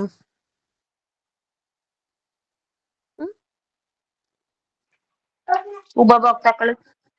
അതെ. അപ്പൊ എന്താണ് ഇവർ ചെയ്യുന്നത്? ഇവർ സ്വന്തമായിട്ട് ഫുഡ് പ്രൊഡ്യൂസ് ചെയ്യില്ല, പക്ഷെ ഇവരെന്ത് ചെയ്യും? ആനിമൽസ്, ബാക്കിയുള്ള ഹ്യൂമൻസ്. അതെ, അനിമൽസിലെ ബാക്കിയുള്ള പ്ലാന്റ്സിനെയും അനിമൽസിനെയും ഒക്കെ ഭക്ഷിക്കുന്ന ഒരു കൂട്ടരാണ് എന്തെന്ന് പറയണത്? ദ കൺസ്യൂമേഴ്സ് അല്ലെങ്കിൽ കൺസ്യൂമേഴ്സ്. ഹെറ്ററോട്രോപ്സ് എന്ന് പറയണത്. അപ്പൊ അത് 3 കിട്ടിയോ? ഓട്ടോട്രോപ്സ്, കിട്ടി. Heterotrophs and the എബിയോട്ടിക്. ഇനി ഈ കൺസ്യൂമേഴ്സിനെ തന്നെ അവരുടെ ഈ ഒരു ഫീഡിങ് ഹാബിറ്റ്സിന്റെ, ഈ ഭക്ഷണ ഹാബിറ്റ്സിന്റെ ബേസിസിൽ നമുക്ക് 4ആയിട്ട് നമുക്ക് ഡിവൈഡ് ചെയ്യാം. അതിൽ ഒന്നാമത്തേതാണ് ഹെർബിവോറസ് അല്ലെ? നിങ്ങൾ ഇതൊക്കെ സ്കൂളിൽ പഠിച്ചിട്ടുണ്ടാവും. ഹെർബിവോറസ് എന്ന് പറഞ്ഞാൽ സസ്യഭുക്കുകളാണ് അല്ലെ? അതെ. മനസ്സിലായോ? ഹെർബിവോറസ് ഉണ്ട്. They eat only living plant material. അപ്പം ഹെർബിവോറസ് എന്ന് പറഞ്ഞാൽ അവര് പ്ലാന്റ് മെറ്റീരിയൽസിനെ. അപ്പം ഉദാഹരണം ആരാണ് ഹെർബിവോറസ് സസ്യഭുക്കുകൾ? എക്സാമ്പിൾ ഹെർബിവോറസ് പശു, പശു, ആട്. പശുക്കള്, പ്ലാന്റ്. പശു, ആട്, ആന, കന്നുകാലികള്. Okay, herbivorous. ആ. ഇനി രണ്ടാമത്തത് കാർണിവോറസ് അല്ലെ? കാർണിവോറസ് എന്ന് പറഞ്ഞാലോ മാംസഭുക്കുകളാണ്. മാംസഭുക്കുകള്. ലയൺ, ടൈഗർ വൈൽഡ് പോലുള്ള അതൊക്കെയാണ് എക്സാമ്പിൾ. ഓക്കെ. ഇനി മൂന്നാമത്തെ എന്ന് പറയുന്നത് ഡെട്രിവോർസ് എന്ന് പറയാം. ഡെട്രിവോർസ് എന്ന് പറഞ്ഞാൽ which feed on dead plants and animal material അല്ലെ? അതായത് ചീഞ്ഞ ഈ പ്ലാന്റ്സും അതുപോലെ തന്നെ അനിമൽസിനെയൊക്കെ കഴിക്കുന്ന പിന്നെ ഇതിനെയാണ് എന്തെന്ന് പറയുന്നത്? ഡെട്രിവോറസ്. ഈ എർത്ത് വേംസ് ഒക്കെ ഇല്ലേ, മണ്ണിരയൊക്കെ പോലുള്ള അതിനെയാണ് എന്തെന്ന് പറയുന്നത്? ഡെട്രിവോർസ് എന്ന് പറയാം. ഡെട്രിവോർസ്. ഓക്കെ. ഇനി നാലാമത്തത് ഒംനിവോറസ് അല്ലെ? അപ്പൊ ഒംനിവോറസ് എന്ന് പറഞ്ഞാൽ സർവ്വഭുക്കുകളാണ്. അവരെന്ത് ചെയ്യും? ഈ ബോത്ത് പ്ലാന്റ്സ് ആൻഡ് അനിമൽ, പ്ലാന്റ്സിനെയും അനിമൽസിനെയും ഭക്ഷിക്കുന്നതിനാണ് എന്തെന്ന് പറയണത്? ഓംനിവോറസ് എന്ന് പറയണത്. ക്ലിയർ ആയോ? ക്ലിയർ ആയി. അപ്പൊ നമ്മളിപ്പോ 4 കോമ്പോണൻസ് ഉണ്ടെന്ന് പറഞ്ഞു. അതിൽ 3 നമ്മൾ പറഞ്ഞു. എബിയോട്ടിക് പറഞ്ഞു, പ്രൊഡ്യൂസേഴ്സ് പറഞ്ഞു, കൺസ്യൂമേഴ്സ് പറഞ്ഞു, ആൻഡ് നാലാമത്തത് ഡീകമ്പോസേഴ്സ്. ഡീകമ്പോസേഴ്സ് അല്ലെ? അതിന്റെ ഉദാഹരണങ്ങൾ എന്താണ്? ബാക്ടീരിയ, ഫംഗസ് പോലുള്ള മൈക്രോ ഓർഗാനിസംസ് ഒക്കെ ഇല്ലേ? അതായത് ഈ ഓരോ സാധനങ്ങളും നശിക്കാൻ വേണ്ടി ഹെൽപ്പ് ചെയ്യുന്ന ഡീകമ്പോസേഴ്സ് ഉണ്ട്. അപ്പോൾ അതാണ് നാലാമത്തെ വിഭാഗം. അപ്പൊ ഈ കോമ്പോണൻസ് ക്ലിയർ ആയോ? ഇക്കോസിസ്റ്റത്തിന്റെ 4 കോമ്പോണന്റുകളാണ്. Yes ma'am. Abiotic, producers, consumers and decomposers. Okay. ഇനി നമ്മൾ പറയാൻ പോകുന്നത് ടൈപ്സ് ഓഫ് എക്കോസിസ്റ്റം ആണ് നമ്മൾ പറയുന്നത്. അപ്പൊ ഇപ്പൊ നേരത്തെ നമ്മൾ പറഞ്ഞത് കോമ്പോണൻസ് ഓഫ് എക്കോസിസ്റ്റം ആയിരുന്നു. ഇനി നമ്മൾ ഈ ആവാസ വ്യവസ്ഥയുടെ ടൈപ്സിനെ കുറിച്ചാണ് സംസാരിക്കുന്നത്. അതിൽ ഒന്നാമത്തെ ടൈപ്സ് 2ആയിട്ട് നമുക്കിതിനെ ഡിവൈഡ് ചെയ്യാം. അതിൽ ഒന്നാമത്തത് natural ecosystem and the second one is artificial ecosystem. Okay. ഒന്നാമത്തത് നാച്ചുറൽ എക്കോസിസ്റ്റം, രണ്ടാമത്തത് ആർട്ടിഫിഷ്യൽ എക്കോസിസ്റ്റം. ആർക്കെങ്കിലും പറയാൻ പറ്റുമോ എന്താണെന്ന് നാച്ചുറലും ആർട്ടിഫിഷ്യലും?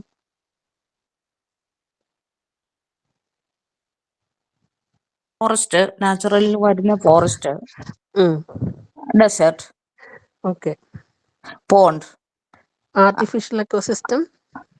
ആർട്ടിഫിഷ്യൽ എക്കോസിസ്റ്റം മാൻമെയ്ഡ്, അല്ലെങ്കിൽ നമ്മള് ഈ നമ്മുടെ ബിൽഡിങ്സ് ഉണ്ടാക്കുക, അല്ലെങ്കിൽ നമുക്കിടെ സൗകര്യത്തിന് തടാകങ്ങൾ ഉണ്ടാക്കുക, ഓക്കെ. അങ്ങനെ കുറച്ചൊക്കെ മാൻമെയ്ഡ് ഓക്കെ അത് നമ്മുടെ പേഴ്സണൽ അല്ലെങ്കിൽ അങ്ങനെയുള്ള യൂസിന്.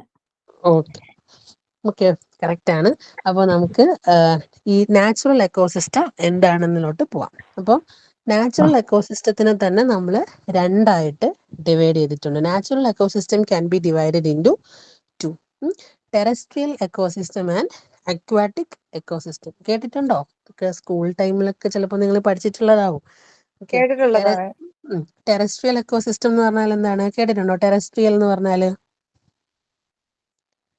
ടെറസ്ട്രിയൽ എന്ന് കേട്ടിട്ടുണ്ട് പറഞ്ഞാല് കേട്ടിട്ടുണ്ട്. കരയുമായിട്ട് ബന്ധപ്പെട്ടത്. Terrestrial ecosystem. ആൻഡ് അക്വാറ്റിക് എന്ന് പറഞ്ഞാല് വാട്ടർ ബോഡി. ജലാശയവുമായിട്ട് ഉള്ളത്. അപ്പം ഈ ടെറസ്ട്രിയൽ എക്കോസിസ്റ്റത്തിനകത്ത് വരുന്നത് എന്തൊക്കെയാണെന്ന് ചോദിച്ചാല് ഇറ്റ് കൺസിസ്റ്റ് ഓഫ് ഫോറസ്റ്റ് വരും അല്ലെ? ഫോറസ്റ്റ് വരും. ഫോറസ്റ്റ് എന്ന് പറഞ്ഞാൽ എന്താണ്? It is an forest, ecosystem grass with land, grass land. പറഞ്ഞോളൂ, very good. Forest, grass land, പിന്നെ ഒരെണ്ണം കൂടെ ഉണ്ട്, മൗണ്ടൻസ് ഡെസേർട്ട്. ഡെസേർട്ട്. ഡെസേർട്ട്. ഇത് മൂന്നുമാണ് എന്തിൽ വരുന്നത്? ടെറസ്ട്രിയൽ എക്കോസിസ്റ്റത്തിനകത്ത് വരുന്നത്. ഓക്കെ. അപ്പോൾ ഒരു ഫോറസ്റ്റ് എന്ന് പറഞ്ഞാൽ an ecosystem with high density of trees അല്ലെ? വളരെ ഉയരത്തിൽ വളരെ നിബിഡമായി വളരുന്ന മരങ്ങളൊക്കെ ഉള്ള ഒരു വെജിറ്റേഷൻ ആണ് എന്തെന്ന് പറയുന്നത്? ഫോറസ്റ്റ് എന്ന് പറഞ്ഞാൽ. ഇനി ഗ്രാസ് ലാൻഡ് എന്ന് പറഞ്ഞാൽ, പുൽമേടുകൾ എന്ന് പറഞ്ഞാൽ എന്താണ്? It is an ecosystem which is dominated by grasses അല്ലെ? അല്ലെങ്കിൽ വളരെ ഉയരത്തിൽ മരങ്ങൾക്ക് വളരാതിരിക്കാൻ പറ്റുന്ന ഒരു പ്രദേശമാണ് എന്തെന്ന് പറയുന്നത്? ഗ്രാസ് ലാൻഡ് എന്ന് പറയുന്നത്. And the third one is desert അല്ലെ? അപ്പോൾ ഡെസേർട്ട് എന്താണ്? Desert is an ecosystem that receives extremely low amount of rainfall അല്ലെ? മഴ ഒട്ടും ലഭിക്കാത്ത അല്ലെങ്കിൽ വളരെ കുറച്ച് മാത്രം മഴ ലഭിക്കുന്ന ഒരു പ്രദേശമാണ് എന്തെന്ന് പറഞ്ഞാല്? ഡെസേർട്ട് എന്ന് പറഞ്ഞാൽ. അപ്പൊ ഈ മൂന്ന് കാര്യങ്ങളാണ് എന്തിൽ വരുന്നത്? ടെറസ്ട്രിയൽ എക്കോസിസ്റ്റത്തിനകത്ത് വരുന്നത്. ഓക്കെ. അപ്പൊ ഈ ടെറസ്ട്രിയൽ നാച്ചുറൽ എക്കോസിസ്റ്റത്തിന്റെ രണ്ട് പാർട്സ് ആണ് ടെറസ്ട്രിയലും അക്വാറ്റിക് എക്കോസിസ്റ്റവും. ടെറസ്ട്രിയലിനകത്ത് വരുന്നതാണ് forest, grass land, desert. Okay. ഇനി നമ്മൾ പോകുന്നത് അക്വാറ്റിക് എക്കോസിസ്റ്റം അല്ലെ? എന്താണ് അക്വാറ്റിക് എന്ന് പറഞ്ഞാല്? അതിൽ മറൈനും ഫ്രഷ് വാട്ടറും ഉൾപ്പെടും അല്ലെ? അതായത് ecosystem in body of water അല്ലെ? ജലാശയത്തിനകത്തുള്ള ആ ജലാശയവുമായി ബന്ധപ്പെട്ട എക്കോസിസ്റ്റമാണ് എന്തെന്ന് പറയുന്നത്? Aquatic ecosystem. അപ്പോൾ ഈ അക്വാറ്റിക് എക്കോസിസ്റ്റം തന്നെ അതും വീണ്ടും നമ്മൾ ഡിവൈഡ് ചെയ്യുന്നുണ്ട്. എന്തിന്റെ ബേസിസിലാണ്? അതിന്റെ സലൈനിറ്റിന്റെ ബേസിസിൽ. ലവണാംശം ഉണ്ടല്ലോ, ഉപ്പിന്റെ കണ്ടന്റിന്റെ ബേസിസിൽ നമ്മൾ എന്ത് ചെയ്യുന്നുണ്ട്? അക്വാറ്റിക് എക്കോസിസ്റ്റത്തിനെ തന്നെ വീണ്ടും നമ്മൾ രണ്ടായിട്ട് ഡിവൈഡ് ചെയ്യുന്നുണ്ട്. മറൈൻ എക്കോസിസ്റ്റം എന്നും ഫ്രഷ് വാട്ടർ എക്കോസിസ്റ്റം. അപ്പം മറൈൻ എക്കോസിസ്റ്റം എന്ന് പറഞ്ഞാൽ നമ്മുടെ ലോകത്തിന്റെ 70% എർത്തിന്റെ ഭൂമിയുടെ ഉപരിതലത്തിന്റെ 70% ഈ അക്വാറ്റിക് എക്കോസിസ്റ്റം ആണ്. ഓക്കെ. അപ്പം എന്തൊക്കെയാണ് മറൈൻ എക്കോസിസ്റ്റത്തിൽ വരുന്നത്? സമുദ്രങ്ങൾ അല്ലേ? ഓഷൻസ്, പിന്നെ എസ്റ്റുറീസ്, ഈ അഴിമുഖങ്ങളൊക്കെ ഇല്ലേ? നദികളും സമുദ്രങ്ങളൊക്കെ എത്തിച്ചേരുന്ന സ്ഥലങ്ങളൊക്കെ ഉണ്ടല്ലോ. അപ്പോൾ ഈ ഓഷൻസ്, എസ്റ്റുറീസും ഒക്കെ വരുന്നതാണ് എന്താണ്? മറൈൻ എക്കോസിസ്റ്റത്തിൽ വരുന്നത്. അപ്പൊ മറൈൻ എക്കോസിസ്റ്റത്തിന്റെ പ്രത്യേകത എന്ന് പറഞ്ഞാൽ വെരി ഹൈ സോൾട്ട് കണ്ടന്റ് ആണ് അല്ലെ? ഉപ്പിന്റെ കണ്ടന്റ് എന്താണ്? വളരെ കൂടുതലായിരിക്കും. ഇനി ഫ്രഷ് വാട്ടർ എക്കോസിസ്റ്റം അത് പറയുന്നുണ്ട്. സ്പ്രിംഗ് അല്ലേ? അത് നമ്മൾ താഴോട്ട് വരുന്നുണ്ട്, ലോട്ടിക്കിലോട്ട് നമ്മൾ വരുന്നുണ്ട്. ഇനി ഈ ഫ്രഷ് വാട്ടർ എക്കോസിസ്റ്റത്തിനകത്ത് ഏതൊക്കെയാണ് വരുന്നത്? ഫ്രഷ് വാട്ടർ, ശുദ്ധജല ആവാസ വ്യവസ്ഥയിൽ വരുന്നതാണ് എന്തൊക്കെയാണ്? ലേക്ക്, പോൺസ്, ലേക്ക് അല്ലെ? തടാകം. ലേക്കുകളും തടാകങ്ങളും കുളങ്ങളും ഒക്കെയാണ് എന്തിൽ വരുന്നത്? ഫ്രഷ് വാട്ടർ എക്കോസിസ്റ്റത്തിനകത്ത് വരുന്നത്. അപ്പൊ അവിടെ സോൾട്ട് കണ്ടന്റ് എന്ന് പറയുന്നത് ഒട്ടുമില്ല, അല്ലെങ്കിൽ വളരെ നേരിയ എമൗണ്ടിൽ മാത്രമേ അവിടെ സോൾട്ട് ഉണ്ടാവാറുള്ളൂ. ഈ ഫ്രഷ് വാട്ടർ എക്കോസിസ്റ്റത്തിന് തന്നെ നമ്മൾ എന്ത് ചെയ്യുന്നുണ്ട്? രണ്ടായിട്ട് നമ്മൾ വീണ്ടും ഡിവൈഡ് ചെയ്തു. ലെൻറ്റിക് എക്കോസിസ്റ്റം എന്നും ലോട്ടിക് എക്കോസിസ്റ്റം എന്നും നമ്മൾ രണ്ടായിട്ട് നമ്മൾ ഡിവൈഡ് ചെയ്യുന്നുണ്ട് അല്ലെ? അപ്പോൾ ലെൻറ്റിക് എന്ന് പറഞ്ഞാൽ എന്താണെന്ന് ചോദിച്ചാൽ സ്റ്റിൽ വാട്ടർ അല്ലെ? അതായത് ഒഴുകാതെയുള്ള ജലം ഉണ്ടല്ലോ, അതായത് ഈ തടാകത്തിലെയും കുളത്തിലും ഒക്കെ ഉള്ള വെള്ളം ഒഴുകുന്നില്ലല്ലോ.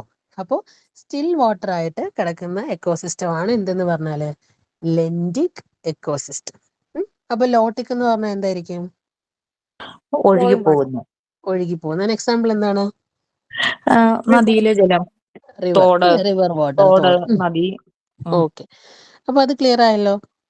നമ്മൾ clear ആയി. അക്വാറ്റിക് സിസ്റ്റത്തിനെ തന്നെ നമ്മൾ മറൈൻ എന്നും ഫ്രഷ് വാട്ടർ എന്നും നമ്മൾ ഡിവൈഡ് ചെയ്തിട്ടുണ്ട്.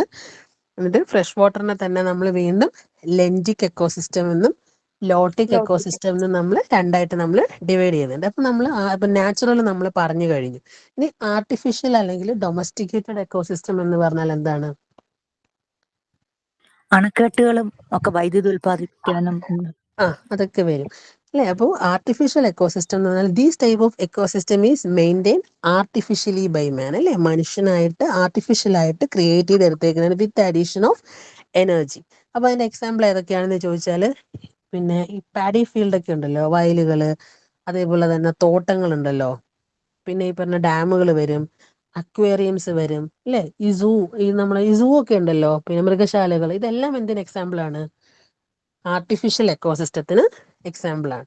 അപ്പം ആർട്ടിഫിഷ്യലും നാച്ചുറലും കിട്ടിയല്ലോ. കിട്ടി കിട്ടി. അപ്പം എക്കോസിസ്റ്റത്തിന്റെ നമ്മൾ കോമ്പണൻസ് നമ്മൾ പറഞ്ഞു, ടൈപ്സ് ഓഫ് എക്കോസിസ്റ്റം നമ്മൾ പറഞ്ഞു. അപ്പോൾ എക്കോസിസ്റ്റം എന്ന് പറയുന്ന കോൺസെപ്റ്റ് കഴിഞ്ഞു. ഇനി നമ്മൾ പോകുന്നത് ബയോഡൈവേഴ്സിറ്റിയിലോട്ടാണ്. ഇനി നിങ്ങൾ പറയൂ, എന്താണ് ബയോഡൈവേഴ്സിറ്റി?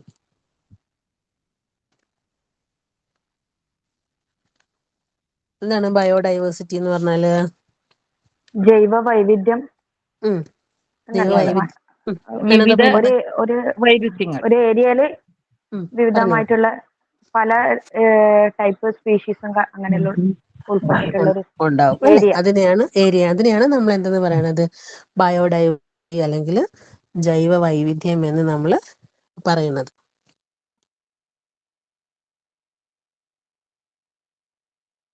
ഓക്കെ. അപ്പോൾ ബയോഡൈവേഴ്സിറ്റിയിൽ ആ ഒരു വേർഡിൽ തന്നെ രണ്ട് വാക്കുകൾ ഉൾപ്പെടുന്നുണ്ട് അല്ലേ? ബയോളജി അല്ലെങ്കിൽ ബയോ ആൻഡ് ഡൈവേഴ്സിറ്റി അല്ലെ. ഈ രണ്ട് ടേംസ് വരുന്നുണ്ട് എന്തിനകത്താണ്? ബയോഡൈവേഴ്സിറ്റിയിൽ. ഓക്കെ. അപ്പോൾ അതിന്റെ മീനിങ് എന്താണ്? Biodiversity or biological diversity refers to എന്താ? നിങ്ങൾക്ക് കേൾക്കാമോ? കേൾക്കുന്നുണ്ട്. ഇവിടെ കറണ്ട് പോയി കേട്ടോ. ഞാൻ വൈഫൈ പോയി, ഇപ്പോൾ നെറ്റിലാണ് സംസാരിക്കുന്നത്. അപ്പൊ കുഴപ്പമില്ലല്ലോ, കേൾക്കുന്നുണ്ടല്ലോ അല്ലേ? ക്ലാരിറ്റി ഉണ്ടല്ലോ? ക്ലാരിറ്റി ഉണ്ട്. ഓക്കെ. ബയോഡൈവേഴ്സിറ്റി എന്ന് പറഞ്ഞാൽ ഇപ്പൊ എന്താണ്? Which means the sum total of the variety of variables of life in A defined area അല്ലെ. ഒരു പെർട്ടിക്കുലർ ഏരിയയിൽ ഉള്ള വെറൈറ്റി ആയിട്ടുള്ള അല്ലെങ്കിൽ വിവിധങ്ങളായിട്ടുള്ള ജീവജാലങ്ങളെയാണ് നമ്മൾ എന്തെന്ന് പറയുന്നത്? ബയോഡൈവേഴ്സിറ്റി അല്ലെങ്കിൽ ബയോളജിക്കൽ ഡൈവേഴ്സിറ്റി എന്ന് നമ്മൾ പറയുന്നത്. Okay. So it refers to the varieties of living species on earth അല്ലേ. ഇൻക്ലൂഡിങ് എന്തൊക്കെ ഇൻക്ലൂഡ് ചെയ്യും അതിനകത്ത്? പ്ലാന്റ്സ് ഉണ്ട് അല്ലെ, ആനിമൽസ് ഉണ്ട്, മൈക്രോ ഓർഗാനിസംസ് ഉണ്ട്. ഇതെല്ലാം ഒരുമിച്ച് വരുന്ന ഇത്രയും വൈവിധ്യമുള്ള ഒരു സ്ഥലത്തിനെയാണ് നമ്മൾ എന്തെന്ന് പറയുന്നത്? ബയോഡൈവേഴ്സിറ്റി എന്ന് നമ്മൾ പറയുന്നത്. ഓക്കെ. അപ്പൊ ഈ ഓരോ പിന്നെ മൈക്രോ ഓർഗാനിസംസിനെയും അല്ലെങ്കിൽ ഓരോ ജീവജാലങ്ങളെയും വ്യത്യസ്തമായിട്ട് നിർത്തുന്നത് എന്തായിരിക്കും അതിനെ ഈ വ്യത്യാസപ്പെട്ട് നിർത്തുന്നത്? അവരുടെ അതിന്റെ ഭക്ഷണ രീതി, ജീവന രീതി, അതൊക്കെ ജീവന രീതി, പക്ഷെ പ്രധാനമായിട്ടും അവരുടെ ജീനുകളാണ്. ശരീരഘടന. The genes they contain the ecosystems they form അല്ലെ. അപ്പോൾ ഈ ഒരു കൺവെൻഷൻ ഓൺ ബയോളജിക്കൽ ഡൈവേഴ്സിറ്റി എന്ന് പറയുന്ന ഈ CBD ഡിഫൈൻ ചെയ്തേക്കുന്നത് പിന്നെ ബയോഡൈവേഴ്സിറ്റി എന്ന് പറഞ്ഞാൽ the variability among living organisms അല്ലെ. ലിവിങ് ഓർഗാനിസംസിൽ തമ്മിലുള്ള ഒരു വൈവിധ്യം. അത് എവിടെയും ആയിക്കോട്ടെ, അത് ടെറസ്ട്രിയലിലാവാം, മറൈനിലാവാം അല്ലെ, അക്വാട്ടിക് എക്കോസിസ്റ്റത്തിലാവാം, എവിടെ ആയാലുമുള്ള ഈ ഒരു ഡൈവേഴ്സിറ്റിയാണ് എന്തെന്ന് പറയണത്? ബയോഡൈവേഴ്സിറ്റി എന്ന് നമ്മൾ പറയുന്നത്. അപ്പോൾ ഒരു IUCN ഒരു കണക്കൊക്കെ നമ്മൾ പറയുന്നുണ്ട്. അത് 2004 കണക്ക് പ്രകാരം 1.5 മില്യൺ സ്പീഷീസുകളും പ്ലാന്റ് സ്പീഷീസുകളും അനിമൽ സ്പീഷീസുകളും നമുക്ക് ഇപ്പോൾ ഉണ്ട്. അതിൽ തന്നെ നമുക്ക് പലതിനെയും നമ്മൾ ഇപ്പോഴും ഡിസ്കവർ ചെയ്യാത്ത സ്പീഷീസുകളും ഒരുപാടുണ്ട് എന്നാണ് പറയുന്നത് അല്ലേ. നമ്മൾക്ക് മനുഷ്യന് കണ്ടെത്താനാവാത്ത എത്രത്തോളം സ്പീഷീസുകൾ ഉണ്ടാവും അല്ലേ. ഇപ്പോഴും മനുഷ്യൻ ചെന്നെത്താത്ത ഒരുപാട് സ്ഥലങ്ങളുണ്ട് അല്ലേ. ഒരുപാട് ഉൾക്കാടുകളുണ്ട്. അതുപോലെ തന്നെ സമുദ്രത്തിന്റെ അടിത്തട്ടിലൊന്നും മനുഷ്യനൊന്നും ഇതുവരെയും പോകാൻ പോലും പറ്റിയിട്ടില്ല. അപ്പോൾ അവിടെയൊക്കെ എന്തുമാത്രം ജീവജാലങ്ങളായിരിക്കും ഉണ്ടാവുക. അപ്പോൾ ഒരു ഡൈവേഴ്സിറ്റി അല്ലെങ്കിൽ ഒരു ബയോഡൈവേഴ്സിറ്റി എന്ന് പറയുന്നത് എന്താണ്? നമുക്കതിനൊരു എണ്ണം നമുക്കൊരു കൃത്യമായിട്ട് നിർവചിക്കാൻ വേണ്ടി പറ്റില്ല. So the term refers to the diverse array of living organisms found in an ecosystem. ഒരു എക്കോസിസ്റ്റത്തിൽ ഉള്ള വളരെ ഡൈവേഴ്സ് ആയിട്ടുള്ള വിവിധങ്ങളായിട്ടുള്ള ജീവജാലങ്ങളെയാണ് ഫ്രം മൈക്രോസ്കോപ്പിക് ഓർഗാനിസം, അല്ലേ, വളരെ സൂക്ഷ്മ ജീവികൾ മുതൽ ലാർജ് അനിമൽസ് ആൻഡ് പ്ലാന്റ്സിനെയാണ് എന്തെന്ന് പറയുന്നത്?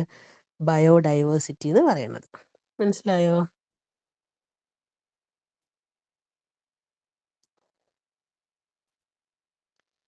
മനസ്സിലായി. ക്ലിയർ? ഓക്കെ.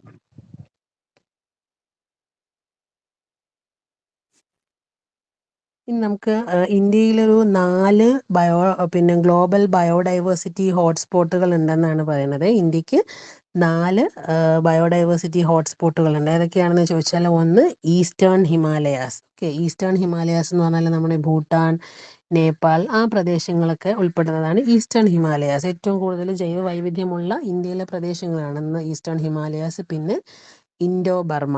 ഇൻഡോ ബർമ റീജിയനിൽ വരുന്നത് അരുണാചൽ പ്രദേശ്, നാഗാലാൻഡ്, മിസോറാം പോലുള്ള പ്രദേശങ്ങളാണ് ഇൻഡോ ബർമയിൽ വരുന്നത്. പിന്നെ വരുന്നത് വെസ്റ്റേൺ ഗാട്സ്, അല്ലേ. വെസ്റ്റേൺ ഗാട്സിൽ ഏതൊക്കെയാണ് വരുന്നത് പറയാവോ? നമ്മുടെ പശ്ചിമത്തിനകത്ത് വരുന്നത് ഏതൊക്കെയാണ് വെസ്റ്റേൺ ഗാട്സിൽ? പശ്ചിമഘട്ടം, കേരളം പറഞ്ഞു. കേരളം കേരളത്തിൽ വരും. വരുന്ന ഉൾപ്പെടുന്നുണ്ട്. കേരളം വരും, അല്ലേ. കേരളത്തിലെ ഏതൊക്കെ പ്രദേശങ്ങളായിരിക്കും? കേരളം, കർണാടകയും വരുന്നുണ്ട്. അതിനകത്ത് ഏതൊക്കെ സ്ഥലങ്ങളായിരിക്കും പ്രധാനമായിട്ടും നമുക്ക് ഈ ഒരു ബയോഡൈവേഴ്സിറ്റി കാണാൻ പറ്റുന്ന സ്ഥലങ്ങള്? വയനാട്, വയനാട്, അല്ലേ. പാലക്കാട്, തേക്കടി, ഇടുക്കി, പാലക്കാട്, മൂന്നാറ്, അല്ലേ. മൂന്നാറ്. പിന്നെ അതേപോലെ തന്നെ നമ്മുടെ പിന്നെ പിന്നെ കർണാടകയിലാണെങ്കിലോ കൂർഗ്. അതെ, അതെ, കൂർഗ്. പിന്നെ കർണാടക,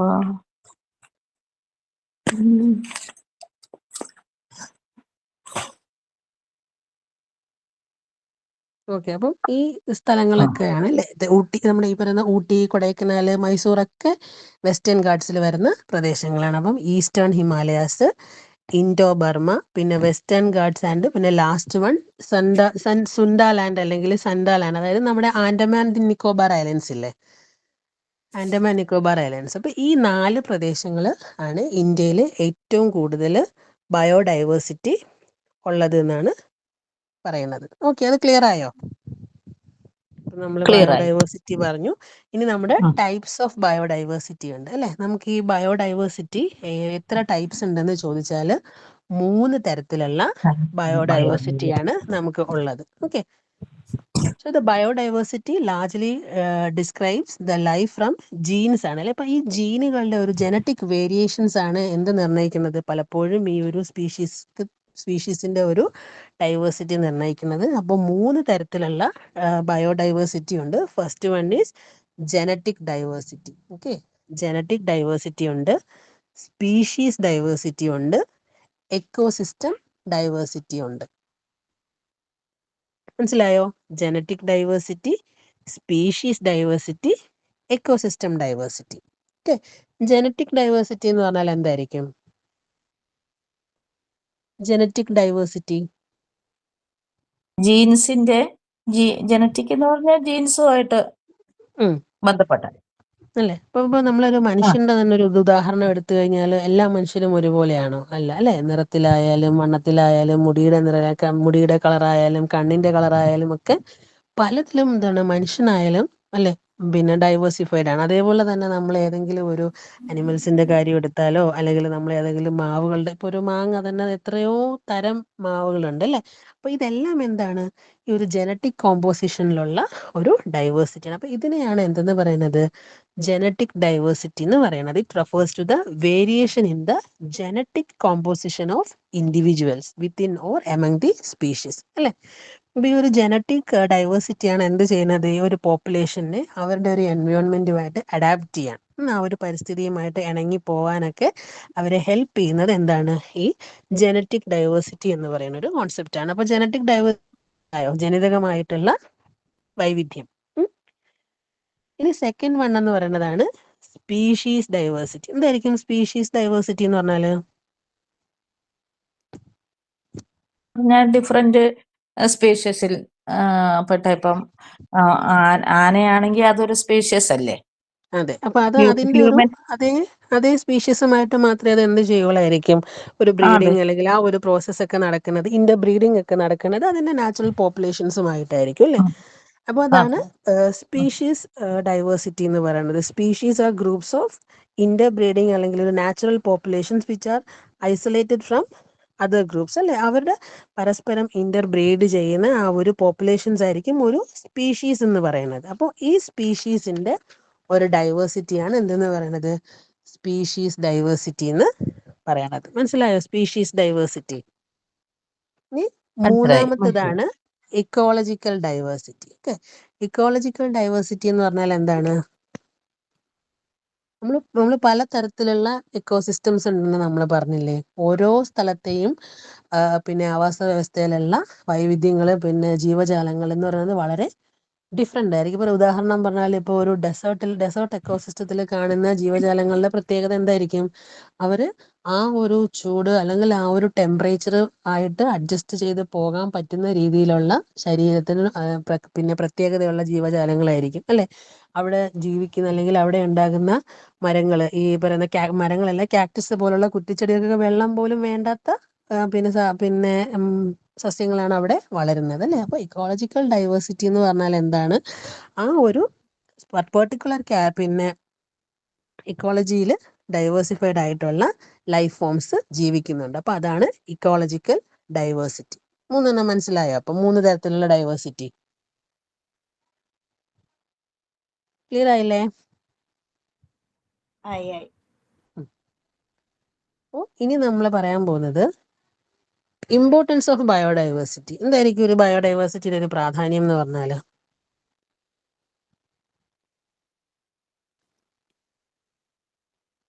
പറഞ്ഞോളൂ. ബയോഡൈവേഴ്സിറ്റിയുടെ ഒരു അത് ബയോഡൈവേഴ്സിറ്റിയുടെ ഇമ്പോർട്ടൻ്റ് എന്നാന്ന് ചോദിച്ചാൽ, ഒരു ആരോഗ്യപരമായ ഒരു അന്തരീക്ഷം, ഒരു എക്കോസിസ്റ്റം ഉണ്ടാക്കുന്നതിന് ഒരു ഡൈവേഴ്സിറ്റി സപ്പോർട്ട് ചെയ്യുന്നു. ഓക്കെ. പിന്നെ